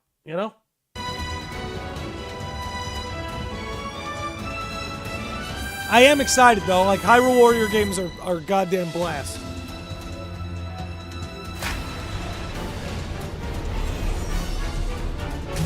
Beautiful. Beautiful. All right, let's get chat back out. Let's get chat back on the screen. Get you guys back over. Coming this winter. Not a launch title. Take your time. That was... All right, let's move right along here. We hope you're looking forward to the untold story of the Imprisoning War, which took place in Hyrule long ago. And now, some news about Nintendo Switch Online. You can continue to enjoy Nintendo Switch Online on Switch 2. And with Nintendo Switch Online Plus expansion pack, you can enjoy a new membership benefit exclusively on Switch 2. Please take a look at this. We're going to pause right here just for a minute. Just for a minute, we're going to pause. I got a little something for you guys. Want you to see real quick before we continue.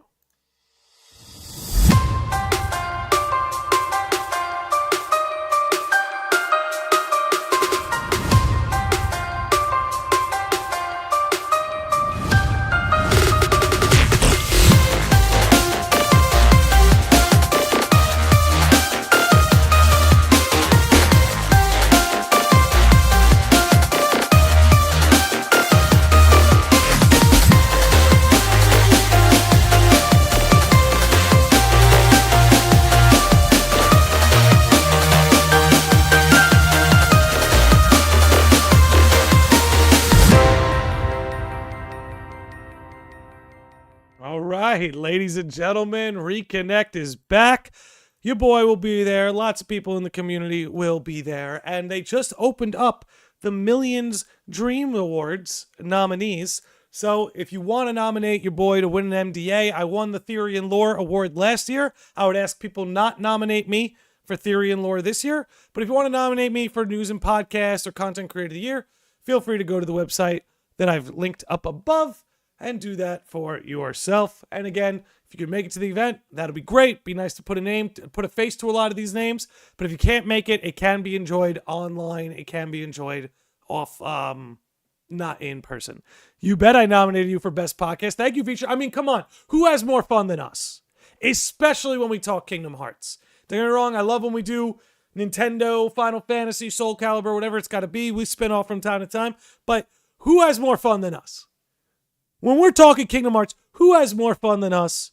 Who comes up with better ideas than us? Who digs into theories more than us? Ain't nobody have more fun than us. Okay? That's just the truth. Okay. Let's keep this rolling. Very random, but it's bugging the stew out of me. Who is the guy who worked at Nintendo years ago? He was American and appeared in many directs. Oh, that's the Bill Trinan that you aforementioned in the chat. Okay, let's keep this going. Reconnect. Let's move.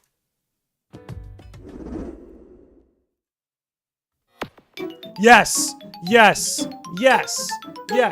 This was unquestionably, for me, actually the best part of this whole direct. And you know what? Artist Joint nominated for the Best Podcast Member for 17 months. Dude, almost a year and a half. Thank you, dude. Artist Joint, thank you so much. Can we get some love in the chat for Artist Joint and the 17 months as a member? 17 months, that's wild. But yeah, listen, this GameCube announcement, this for me was the best part of the day. I wonder why, says Trousers. This is one of the biggest moves I've been waiting since I discovered Nintendo Switch Online was a thing. Same, Cynic. We've all been waiting for it.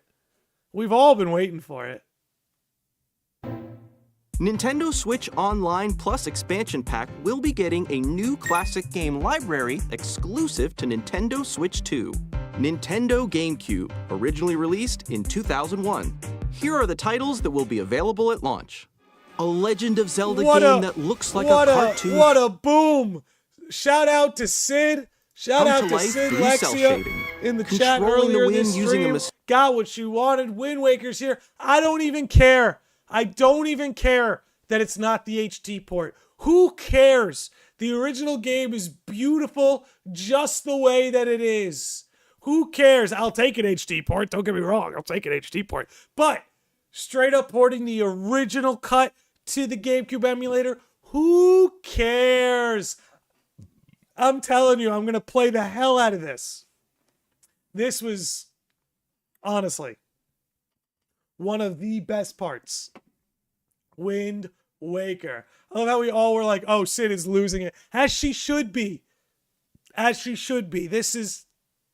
Wind Waker severely underrated. Severely. Mysterious Baton, Link sets sail on an adventure across the Great Sea. The Legend of Zelda.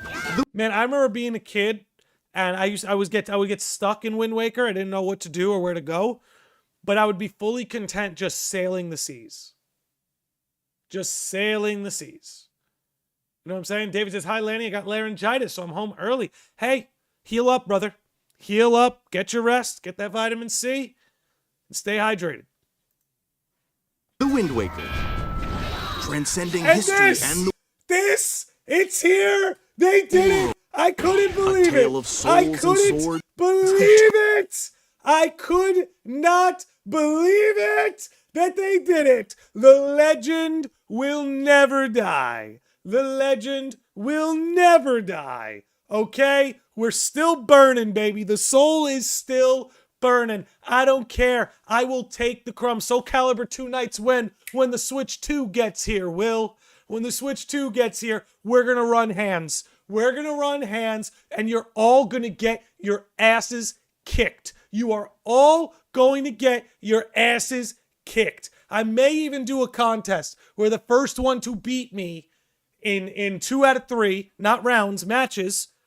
Each match is a 2 out of 3. First one to beat me, I'll give $100. I don't give a shit. We'll do it. We'll do it. I'm that confident. I'm that confident. Anyway. I'd get my ass kicked by like a pro player, by the way. So I'm talking shit to my own corner of the internet. We don't have to go very far for your boy to get a humbling. But anyway, let's wind this back just a little bit because I'm losing it here. I'm losing it here. Soul Calibur fans, we're eating. We're alive. The legend will never die.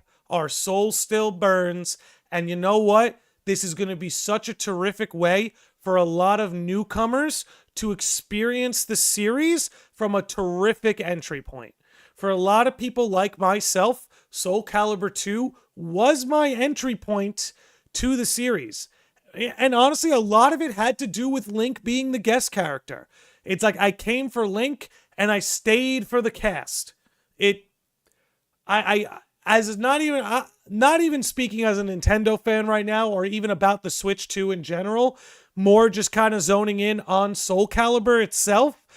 If you're a Soul Calibur fan, this is so good.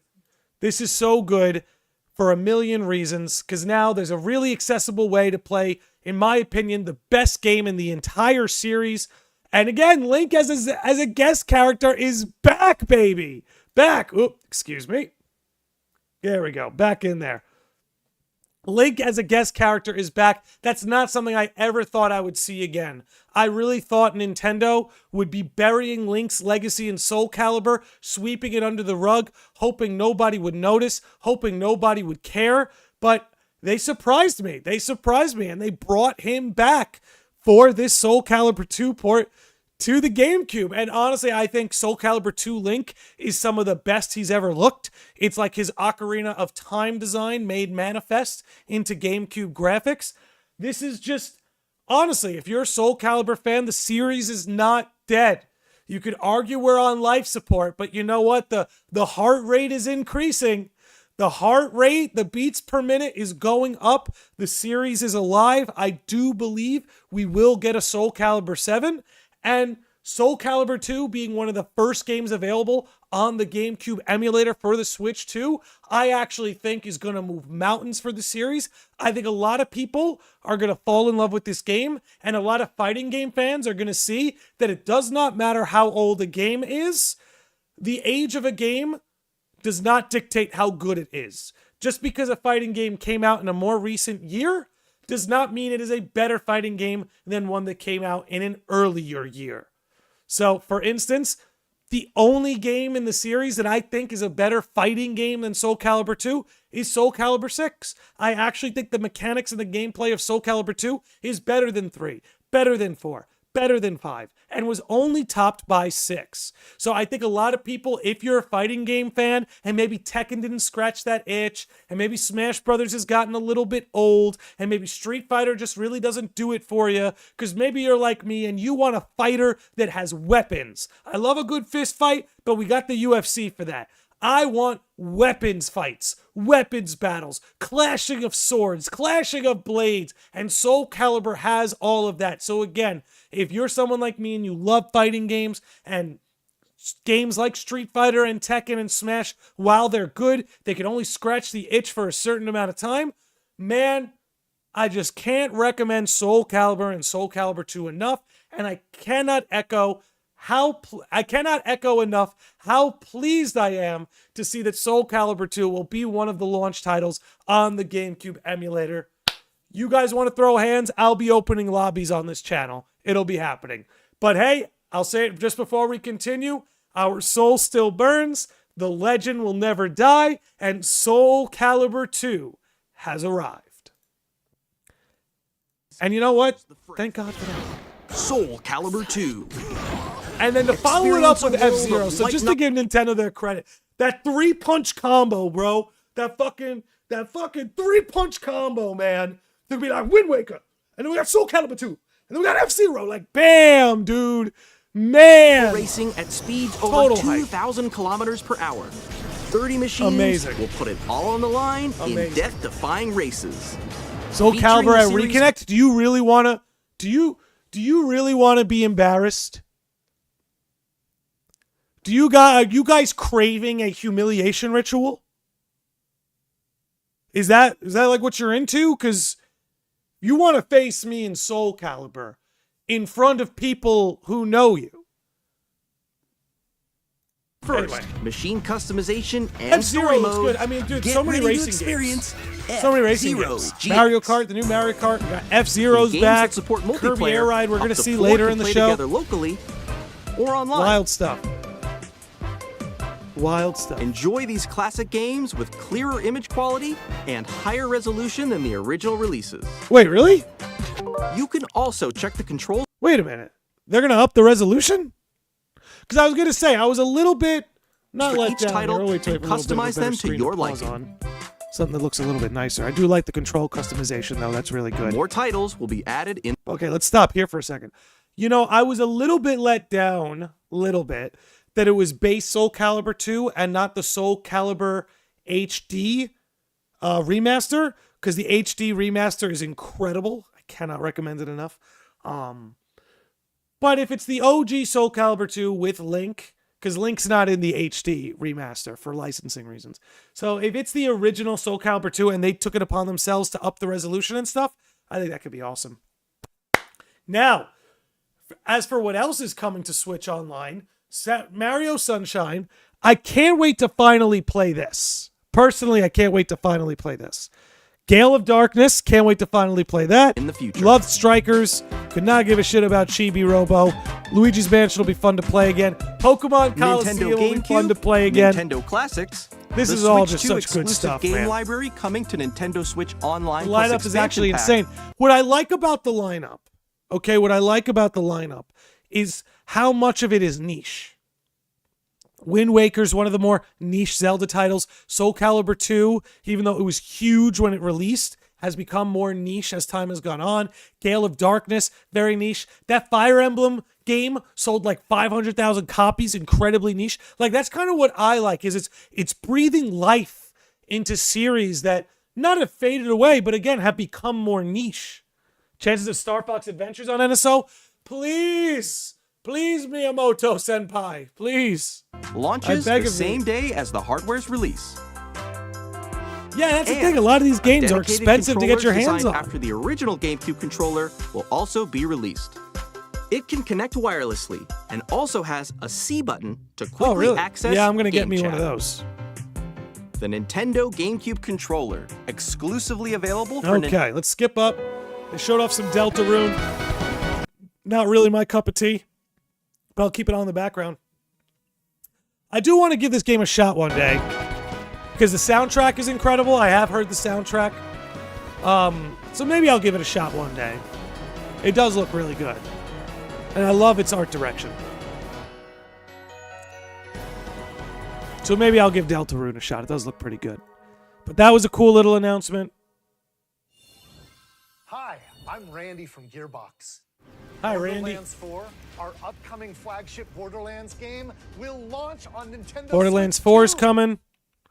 Again, not too crazy about Borderlands. Never really played it. Not into it, but happy for you Borderlands fans.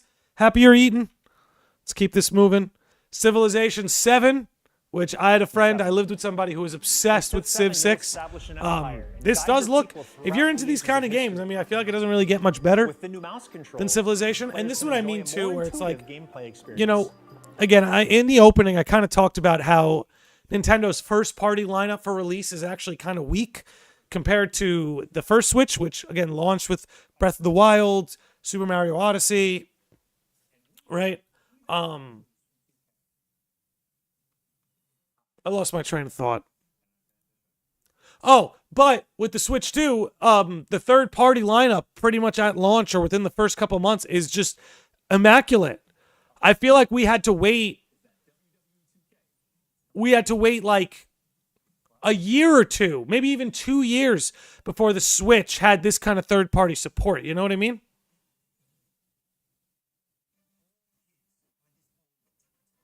And what is this?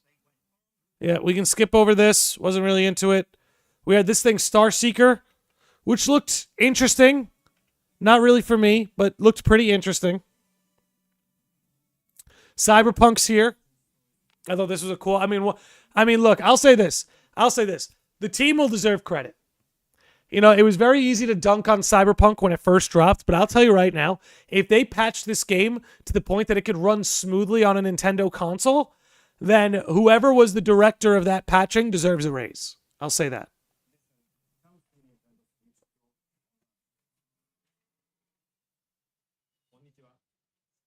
It's Mr. Hamaguchi. Yeah, this was a really cool announcement too. FF7 Remake coming to the Switch. I mean, we knew about this, right? We knew about this from the showcase that was announced. Not announced, but was kind of, not leaked, but was discussed in some press releases. We knew Remake was coming. I think what's really peculiar is they mention, I'll wait for it till we get towards the end, but they basically allude to the fact they're going to want to bring the whole trilogy here. But I don't know if you guys can notice. Let me actually go back 5 seconds. Like, you can tell how, like, they really tone the dial down on the textures. If you look at the textures through this Remake Integrate trailer, all of the textures have been basically lowered. Switch 2 running Cyberpunk feels like it makes anything possible. Exactly. But I think they kind of allude to the fact Rebirth may be coming. Okay, yep.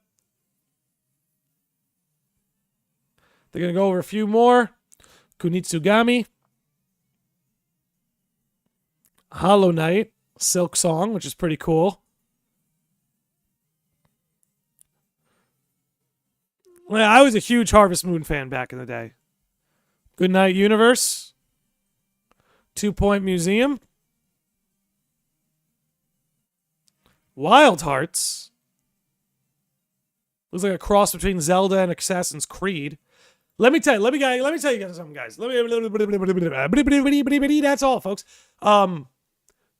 This game, Witchbrook, looks so interesting to me. Yeah, straight out of Ever Crisis, right? But, like, this... Yeah, those textures straight out of Ever Crisis. Took me a second to fully compute what you meant there. There's something about this game, Witchbrook, that really interests me. So, for one, I think the pixel art is beautiful. It's coming from Chucklefish, who brought us Stardew Valley. They were the publisher, and I loved Stardew Valley. I think this game looks beautiful. I'm actually really into learning more about this game. Holiday 2025. Puyo Puyo Tetris. Again, not up my alley, but definitely cool. Rune Factory. This Marvel game looks fun, like a little beat 'em up. Couldn't give a shit about Star Wars Outlaws. Witchbrook looks beyond good. Yeah, I want to play it. I don't have enough games that relax me. Like, a lot of my games are so based on spiking my adrenaline, whether it's fighting games or, like, action RPGs. Like, so many of the video games I play, like, spike my adrenaline. I really do value games like a Witchbrook or a Stardew Valley or a Harvest Moon or an Animal Crossing. Games that, like, lower the blood pressure, like, relax you. It's like, I do crave that, and I feel like there's not enough of that. In my life, there's plenty out there to experience.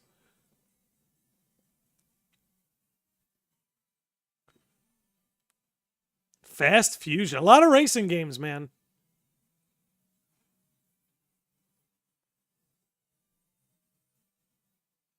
This one was a surprise, too. Honestly.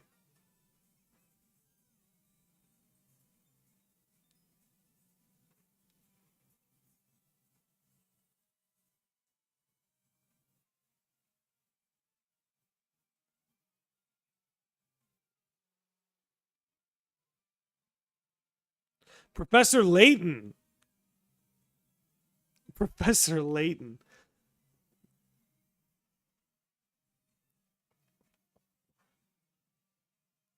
See, now we're getting to very niche stuff. This is like what was available on the first Switch.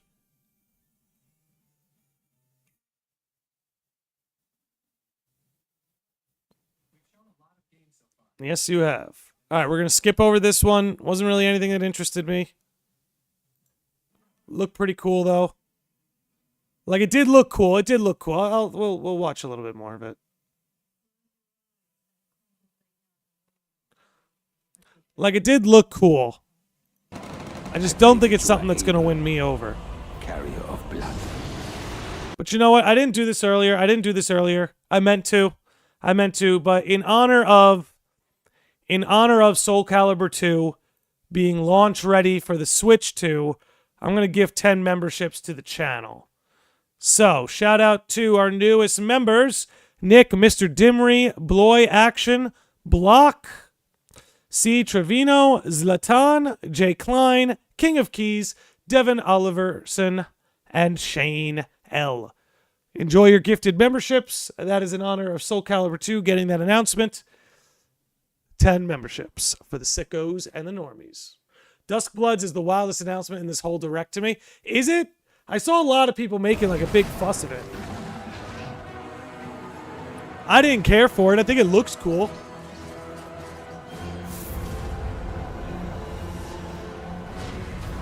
The moon tears will flow for one, and one alone. Duskblood, the Duskbloods. It's basically Bloodborne 2, and it's a Switch 2 exclusive. Nintendo's good with their exclusivity, man. They know how to win.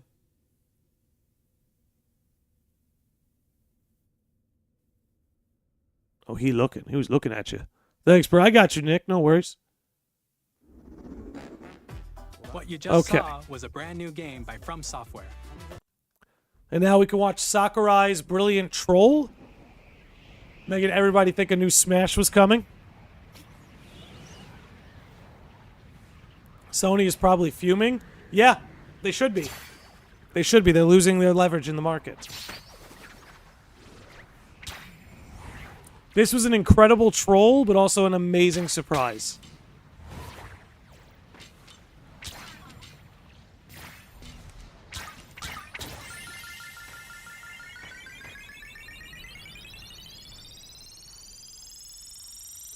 Beautiful. But, like, here's my question, guys. Help me out, because I loved Kirby Air Ride back in the day, too. But in a world with Mario Kart, like, Mario Kart World, like, why play this game? Or rather, why release 2 racing games at the same time like this? Because I'm excited. I'm in. Don't get me wrong. I'm in for Kirby Air Ride. Air Riders. Excuse me. Online City Trial is going to go so hard. Yes, it will. And Sakurai's on it, so you know it's going to be fun. 2025. Kirby Air Ride, which originally released on the Nintendo GameCube system over 20 years ago, is getting a brand new. Let me have this, Landy. Have it. I'm with you. I'm an air ride guy. By Masahiro Sakurai. I'm an air ride guy. Next is our last trailer for today. Please take a look. City Trials is a way different experience than racing. I suppose, yeah, if that's what they lean on.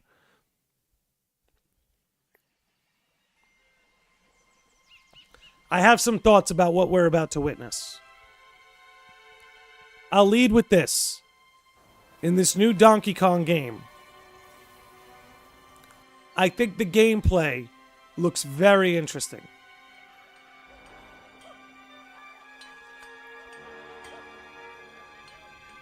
Maybe we're going to have some Kirby Air Ride nights around here then.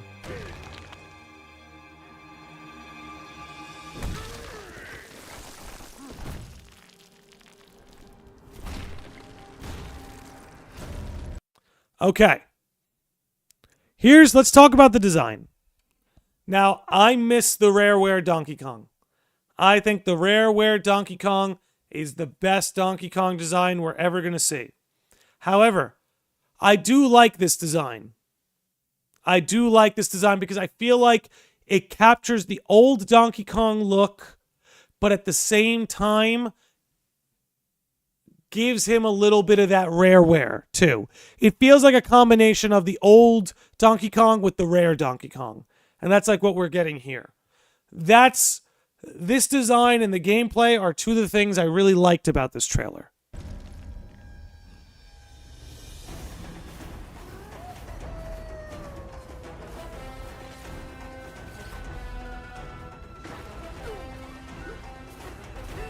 It's not so bad. It's really not that bad a design.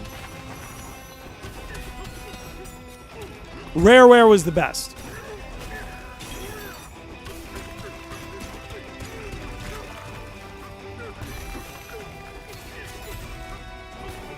I love how expressive he is. He's expressive. He's explosive.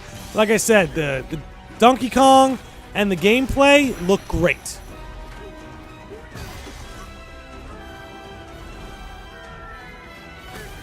I will save my reservations for the end.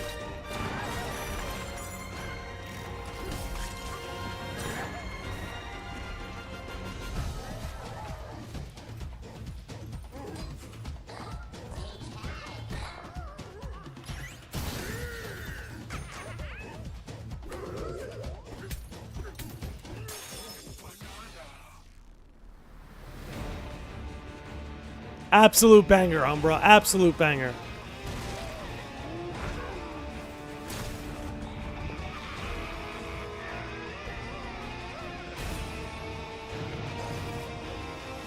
They gave him pants. That's a good observation. They did give him pants. Okay. Okay, I have some thoughts. Gameplay looks great. Donkey Kong's design looks good. Soundtrack sounds banging. Here's my criticism of Donkey Kong Bonanza, at the very least what they've shown us, is that there's nothing in this trailer. There's absolutely nothing in this trailer outside of Donkey Kong himself that makes me feel like I'm in the world of Donkey Kong. Now, I love Donkey Kong growing up. DK64, I know that game gets flack in retrospective, but I absolutely love that game. I had amazing memories playing Donkey Kong 64. Donkey Kong Country, one of my favorite side-scrollers to ever exist. In fact, I think the Donkey Kong side-scrollers back in the Super Nintendo era were superior to Mario. Now, here's again my problem. When I look at this world, when I look at like Donkey Kong and I'm looking at this, I don't see anything that reminds me of the world of Donkey Kong that I grew up in or that I had, right? Where there's no Diddy Kong, there's no King K. Rool, there's no Cranky Kong, there's no Candy Kong, there's no Funky Kong. His entire cast of characters are nowhere to be seen. And now look, there might be a rhyme or reason for that. Maybe he's got to go rescue them. Maybe he got transported to another world, right? There's a lot to be figured out there. But it's like, I don't see it. I don't see like his home, his tree house. Like there's Donkey Kong Country 2 is peak DK in my opinion. Kokiri, that is an incredibly based. The Donkey Kong Country games are peak Donkey Kong. I got a soft spot in my heart for 64. That said, when I'm looking around at this, again, when I look at the gameplay, it looks phenomenal. Soundtrack sounds amazing. Donkey Kong's design, I like it. It works. But again, I feel like the world of Donkey Kong is nowhere to be seen. I don't see his friends anywhere. I don't see his adversaries anywhere. I didn't see any real familiar locations. This was my issue with the game. Now, gameplay is number one. That alone is enough to sell me on the game. But what I want to see, maybe in further promotion, is is the Donkey Kong, is the Rareware Donkey Kong world that was built up, is that gone? Have we cast it aside? Is the Rareware Donkey Kong just a thing of the past, and this is a clean slate? They're going to rebuild the brand from the ground up, right? There is no Diddy Kong. There is no King K. Rool. These were all creations of Rareware. We're going to go back to Donkey Kong and Donkey Kong Jr. and making him canon within the world of the Mushroom Kingdom Mario. Like, is that where we're going? I need to know. I need to know. Danny Ambrose says, listen, bro, DK got a new job and had to move. He's got a new dress code, too. They got him wearing pants. His ass used to catch the wind, you know? But that's really where I come from about good old Donkey Kong. Mr. Conky Dong himself. Available June 5th. They didn't really give us any pricing. Let's bring it here before we continue this conversation. I, my friends, am going to run to the little Donkey Kong room, and then we will march on to the end of this podcast, which has almost gone on 2 hours, which is nuts. All right, we'll be right back, ladies and gentlemen.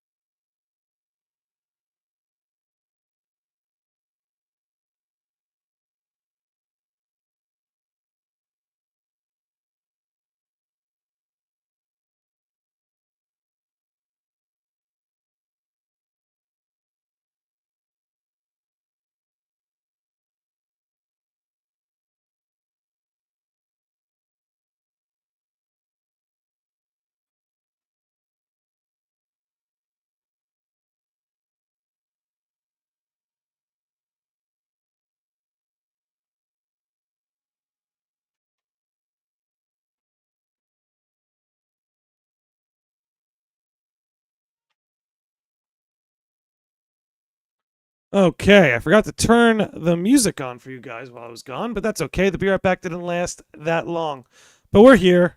We're chilling. Okay, so there's definitely something I wanted to discuss when it came to this Switch 2 announcement. Do I have all my chats pulled up? I most certainly do. Thank God. Thank God. Okay. It's really weird to me they didn't have the price in the Direct, especially because, at least in my opinion, it's not a bad price at all. Fairly reasonable considering what they have going on with the Switch 2. Yeah, I agree with you. I really think the asking price of $450 really is not that bad. I really don't think it's that bad. But yeah, let's talk pricing, I guess. Let's talk pricing. Let me get because we need to talk about some of the things we were alluding to at the beginning. Let's get this lobby feeling going. All right, let's talk. All right, so we went through the whole Switch Direct, ladies and gentlemen. $450 for the console. I think, as I was going over with Umbra here, I think it's more than a fair asking price. You know, you're getting a hybrid console, handheld console hybrid, 4K resolution that you can take on the go. It's a cool piece of hardware. It's a very cool piece of hardware. That said. So, and this might be very different the next time we do a podcast, or maybe the next time we have this discussion, but it would appear as though the games are going to be $80. Now, whether they're $80 as physical or $80 digital remains to be seen. I've seen a lot of talk out there that digital's going to be $70, physical's going to be $80, or digital's going to be $80, physical's going to be $90. And again, all this right now is MSRP, right? There's no like official US dollar pricing yet. That said, we need to talk. So, I need to pull some things up on Twitter. One second. I have some sources I want us to go through. So hang with me, guys. Let me just pull up the receipts here. Let me just pull up my receipts. All right. Do I have what I need? Yes, I do. All right. Perfect, perfect, perfect. Let's switch it up. Give me this. Let's narrow it down to simply what we need. Beautiful. All right, guys. Here's what we're dealing with. So, with the Switch 2, some physical copies will not be so physical. I am relieved to learn that this will not apply to every single game, but that some games, the cartridge you're buying will not technically be a physical copy of the game. Instead, game key cards are different from regular game cards because they don't contain the full game data. Instead, the game key card is your key to downloading the full game to your system via the internet. So basically, they're giving you a hall pass in the shape of a video game cartridge so that you have the right to download the game that you purchased. So, look. Big games are going to be 80. Not everything's going to be 80. Not everything's going to be 80. The biggest games will. But look, I don't even know where to begin. Just starting with this. To me, I'm telling you right now, I will not buy any game. Okay? Unless in the unique case you have... Anyway, I'll say this. Any game that does this keycard shit, I'm not going to buy. Straight up. Any game that does this keycard shit, I'm not going to buy. Okay, look, here's what I guess I'm going to say, all right? You want to charge $80 for video games? Fine. Fine. Okay? Look. Oh, God, I had something I wanted to pull up. I think I emailed it to myself. Anyway, you want to charge $80 for games? I get it. Games have been $60 for a long time. You go back to the 90s, those NES, Super Nintendo games, they were selling for $60, $70, $80 sometimes. Final Fantasy VI on Super Nintendo sold for like $80, right? And we all know, we don't have to do a whole economics lesson, but we all know that the dollar, no matter what country you're in, is not worth in 2025 what it was worth in 1995. So, video games have been overdue for a price increase.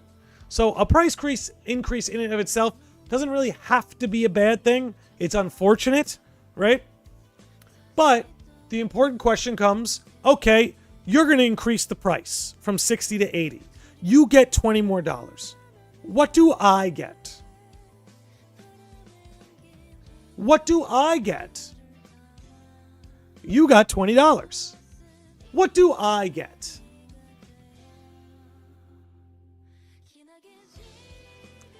Oh, you're going to give me a cartridge that doesn't even have the physical game on it? The keycard disclaimer isn't on Metroid Prime 4's box art or Mario Kart World's box art, so yeah, it won't be on every game. It won't. This is mostly going to have to do with ports, third-party games. I think Nintendo's first-party content will remain actually physical. This is just a way for third-party developers to get their game onto the Switch for cheaper pricing, I guess, or cheaper overhead. I don't know. It would have to be explained to me. That said, you're asking the consumer for 20 extra bucks. What are you giving them in return? Okay, we have a new console, right? We have a new console with new specs, new graphics, better frame rates. Great. You could justify a price increase for that. My problem is, when you couple it with shit like this, I go, now it's worthless. You want to charge me $100 to get in the door, and I don't even get to own the thing. You know what I'm saying? I don't even get to own the thing. That's not going to fly. Okay? Look, and this is why this issue in particular actually means a little bit to me. Is because, I was a gamer my whole life, but by the time I was 18, I had to buy my own video games. Like, once I became an adult, I'm 18, I had to buy my own video games. I had to buy my own consoles. And guess what? I was broke as a joke until I was 24, 25 years old. So, from the time I was 18 to 23, 24, all I could play were the retro games that I owned. That's all I had, right? for that era, that like PS3 era, late PS3, early PS4, I missed a lot of it. Because again, when I was like 18 to 23, I was broke. I did not have $300 to buy a console. I did not have $60 to buy new games. So all I had was what I owned. And what I learned was that if I had to play PS2, GameCube, N64, Super Nintendo games for the rest of my life, I could have and I would have been happy. Everything from the PS2 and before I learned in those days was enough to make me happy forever. Yes, I will play Final Fantasy X every single year. I don't care. I love it. It's fun every single time. So, I learned a little something that day. And one of the reasons this upsets me now is because, man, if people don't, like, own their games, it's... What I feel Nintendo's trying to do here, and let me turn the music off. What I feel Nintendo's trying to do here, and I have a lot of thoughts on this, so they're going to be a little bit scattered. I feel they're trying to box out the secondhand market. That's what they're trying to do here. And it's not just them. It's the whole gaming industry wants to box out the secondhand market. And I'm going to get to it. This is why I was kind of bringing up my younger years. So right around the time I was 23, 24, I got my first computer programming gig, and I finally started to make a little bit of money. So for the first time in years, I was buying games again. For the first time in years, I was buying games again. But even then, when I got my first programming gig and I'm doing well for myself, I still couldn't afford to buy new consoles. I still couldn't afford to buy brand new games. So I bought a used PS4, and I bought a used Nintendo Wii U, and I bought a used Twilight Princess HD, and I bought a used Super Smash Bros. Wii U, and I bought a used Star Fox Zero. Like, you see my point is, like, once I had to start paying for my own shit, I kind of got boxed out of the hobby just because I didn't have the money. And then once I had a little bit of money, I was able to take part again because the secondhand market of used games was way more affordable. Used consoles, eBay, Amazon, even GameStop sold used stuff.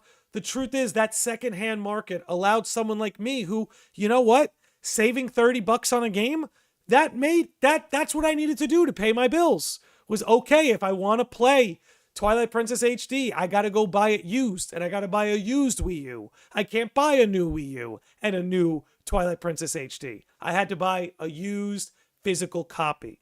Now, this is why I bring this up. Because without those physical copies in circulation, that secondhand market doesn't exist. If everything is digital, there's no secondhand market for things to be sold used. Now, look, Nintendo has a feature that will allow you to share your digital game, but you cannot sell it to me. And that's the true sign of ownership.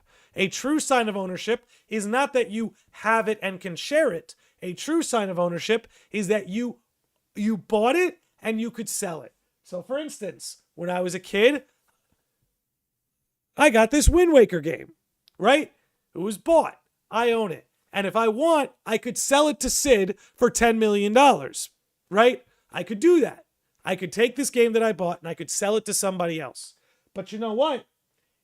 If I bought that game digitally on my Switch, now I can't sell it to anybody else. The secondhand market has been completely eradicated by digital ownership, which, as we've gone over on this channel, is not real ownership.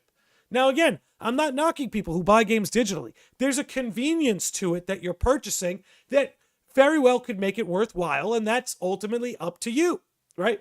I'm back for the no data in-game talk. Well, you made it, Tree. You made it. And look, if you want to do digital games, that's your prerogative. Again, there's a convenience there. There's reasons to do it.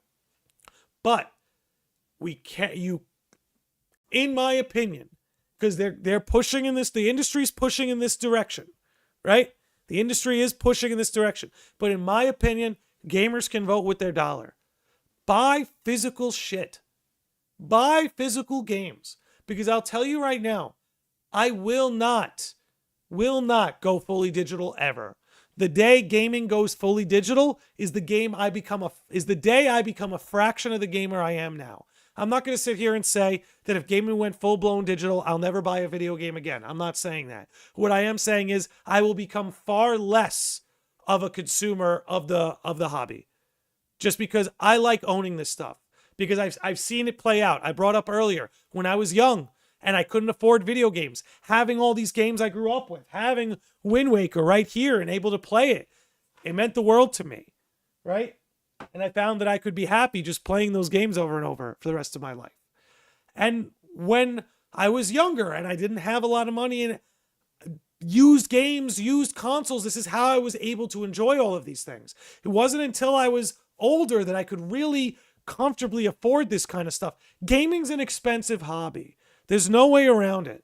Gaming's an expensive hobby. It's a losing battle, Andy. Josh, see, I'm telling you right now, it's not a losing battle. We're losing the battle, but it's not a losing battle. Music vinyls to this day still sell and are still being printed. Again, music vinyls to this day are still being sold and still being printed because there are people out there like myself. I have a vinyl collection downstairs. There are people like myself who I will not purchase your music unless you give me a physical version of it. Bottom line, I will not purchase your product unless I could physically own it. So, are we headed towards a digital age? Absolutely. But I think the market for physical games or something physical will always be there. It will all, because again, there are people like me where if the gaming industry wants my money, they need to continue selling me physical games. And I'm not the only person who feels this way. You'll see some people, and look, I know they're acting in good faith, but it's a brain dead take when they're like, physical copies are only 20% of the market. And it's like, do you know what would happen if 20% of the market vanished overnight? Half these developers would go out of business.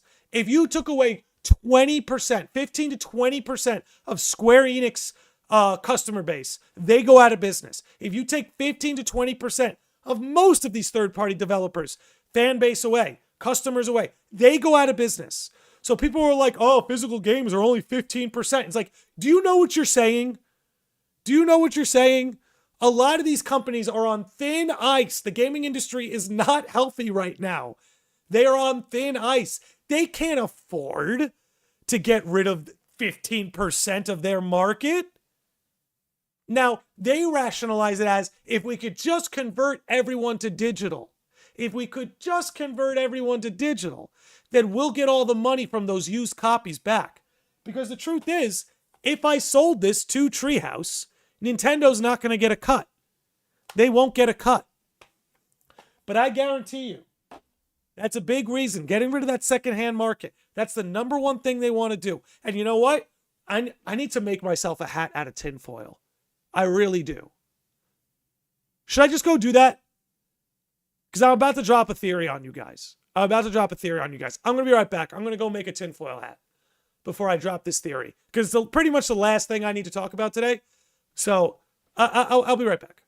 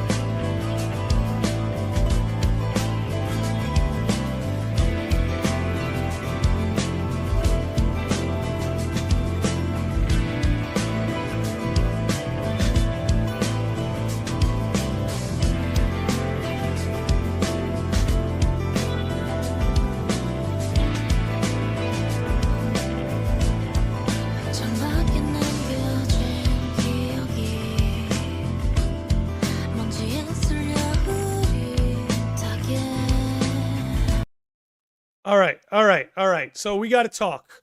I got my tinfoil hat. We need to talk because I've got a theory. Okay? I've got a big theory about why this is going on, okay? I got a big theory about why this is going on. So, as we know, Nintendo, they hate emulation. There are a few things that Nintendo hates. Would it look better this way? No. I like it. It's kind of like a beanie. Anyway, there are a few things that Nintendo hates more than emulation. You understand me? There are few things Nintendo hates more than emulation. And I actually think them trying to push their... Oh, hello, Kobe. Hello, puppy. We've been visited. He's interrupting my rant. He came to see the tinfoil hat. Come on up. Hello. Yes. You like the tinfoil hat. I'm glad you like the tinfoil hat, buddy. Come here. This is how every podcast ends. I swear, buddy. I'm almost done. Okay. I'm almost done. Can you let me finish? Can I finish? I just have a stupid tinfoil hat theory I want to tell the folks. All right? Yes, the puppy's here. Yes. Mwah, mwah. I love you. Yes, I love you too. Okay. I'm going to feed you once we're done. Okay? Okay? Go down. You can hang out. All right. Let's get back to it. So we know that Nintendo hates emulation. And I actually think them trying to push everybody into the emulation route or into the digital route is their way of getting around this. So again, we know the Nintendo ninjas are out there, and anything resembling a ROM or emulator, they want to take it down. But here's the thing, guys. You got to know your rights. So if you own a physical copy of a game, that gives you the legal right to emulate it, which means because I own Wind Waker and because I own a GameCube, I am acting within my legal rights when I am acting within my legal rights when I download a GameCube emulator and play a Wind Waker ROM. I have the right to that because I own this physical copy. And believe me, Nintendo can't stand that. But get this. If you own a digital copy of a game, you do not have the same right. If you own a digital copy of a game, you don't have the right to emulate it. Because digital ownership is owning a license and not owning the actual product. Now, technically speaking, you have the right to rip that ROM off your own Nintendo Switch, right? But if you own a digital copy, it is illegal for you to download that ROM over the internet. And if you don't think Nintendo's trying to leverage that, that's exactly what they're after here. Because a physical copy gives you a right to that emulator, a right to that ROM. But a digital copy does not, because it's a license. This is how they will destroy emulation forever. So if you love emulation and you want to preserve it, they go hand in hand with physical copies. Plain and simple. Josh C says, what is going to happen in the industry? It will burst, and only a few players will be left in the market. At that stream, Josh C, I think you're ultimately right that cloud gaming, digital stuff, that will be the majority from here on out. I don't doubt that that's going to be the majority from here on out. But I also don't doubt that people like myself are going to fight to preserve physical copies, physical gaming, and that you will lose my money immensely if you convert to an all digital, all cloud world. However, thank you for that $5 super chat, Josh. That's very nice of you. Always love you voicing your opinion in here. You always have something good to say. Let me give you the heart. Yeah, so I think there's no avoiding the fact that the gaming industry will eventually be majority digital, but I think there's too much riding on physical copies. Between 15% of the market estimated to be people like me who buy solely physical, and again, people who love emulation. If you love emulation, it dies with physical copies. This is what all the big wigs in this industry are after. I'm telling you right now, digital ownership is a trap. Don't fall for it. And in my opinion, one of the most disappointing things about today's Direct was seeing Nintendo make a relatively aggressive push towards digital ownership. Though it is a relief to hear that their first-party games seemingly will be natural, real, physical ownership. Now, as for the $80 games, this is again where my problem comes from, where it's like, okay, you want to increase the price. Okay, I understand video game pricing has been all over the map. Again, 30 years ago, Final Fantasy VI sold for $80. Today, you can buy the entire Final Fantasy 1 to 6 collection for $80. You know, there's a lot of things to factor in, right? Inflation has made the dollar weaker, but wages haven't gone up, and production costs here in the gaming industry are different. There's so many moving and twisting gears and turns. So actually, I think I can take this off now. We're done with the theory, the tinfoil hat theory. But oh, hi, buddy, he's down here. Like I was saying, that $80 price tag. Look, again, we all enabled this because we bought $60 games and $30 DLCs. People who played the mobile gacha games and running up $1,000 on their credit card so they can unlock the next waifu on the next pull, right? We created this, okay? Got to have accountability. We bought the DLCs for $30 after paying $60 to get in the door, okay? People did the monthly subscriptions on their favorite MMO.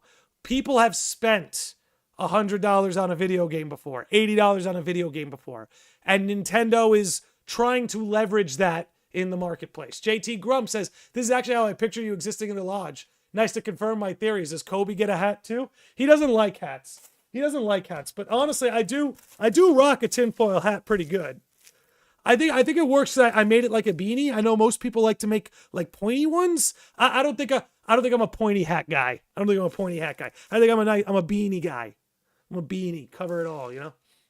But I'm glad you're here, JT Grump. I'm glad you're here. Don't know if you heard my ramblings, my crazy Pepe Sylvia theory about how this is all leading to them wanting to destroy emulation. You thought it was about physical media, but no, it was actually about emulation.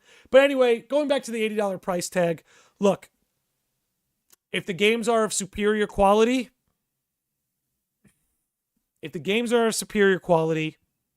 and it's on an next-gen console, I don't agree with it. Right? Observing something is true is not the same as supporting it. I don't agree with it, but I see the rationale. Because don't kid yourself. Right? You might be able to say who would pay $100 for a game, but we all know people will pay $80 for a game. They're already paying $70. There was almost no resistance to a $70 game. I'm glad that at $80 we're starting to feel a little bit resistance. I don't think I wouldn't like to see them go up any higher than that. But ultimately, this is why I'm saying, guys, don't pay $80 for something that's not even a physical copy of the game. Don't pay $80 to own a hall pass that lets you download the game. That's a ripoff, right? And I'll say this. If they go to full-blown digital, do you know how many pirates will be born? Nintendo sees piracy as a real problem, and I get that, right? Tears of the Kingdom was pirated like 1,000,000 times. I get that.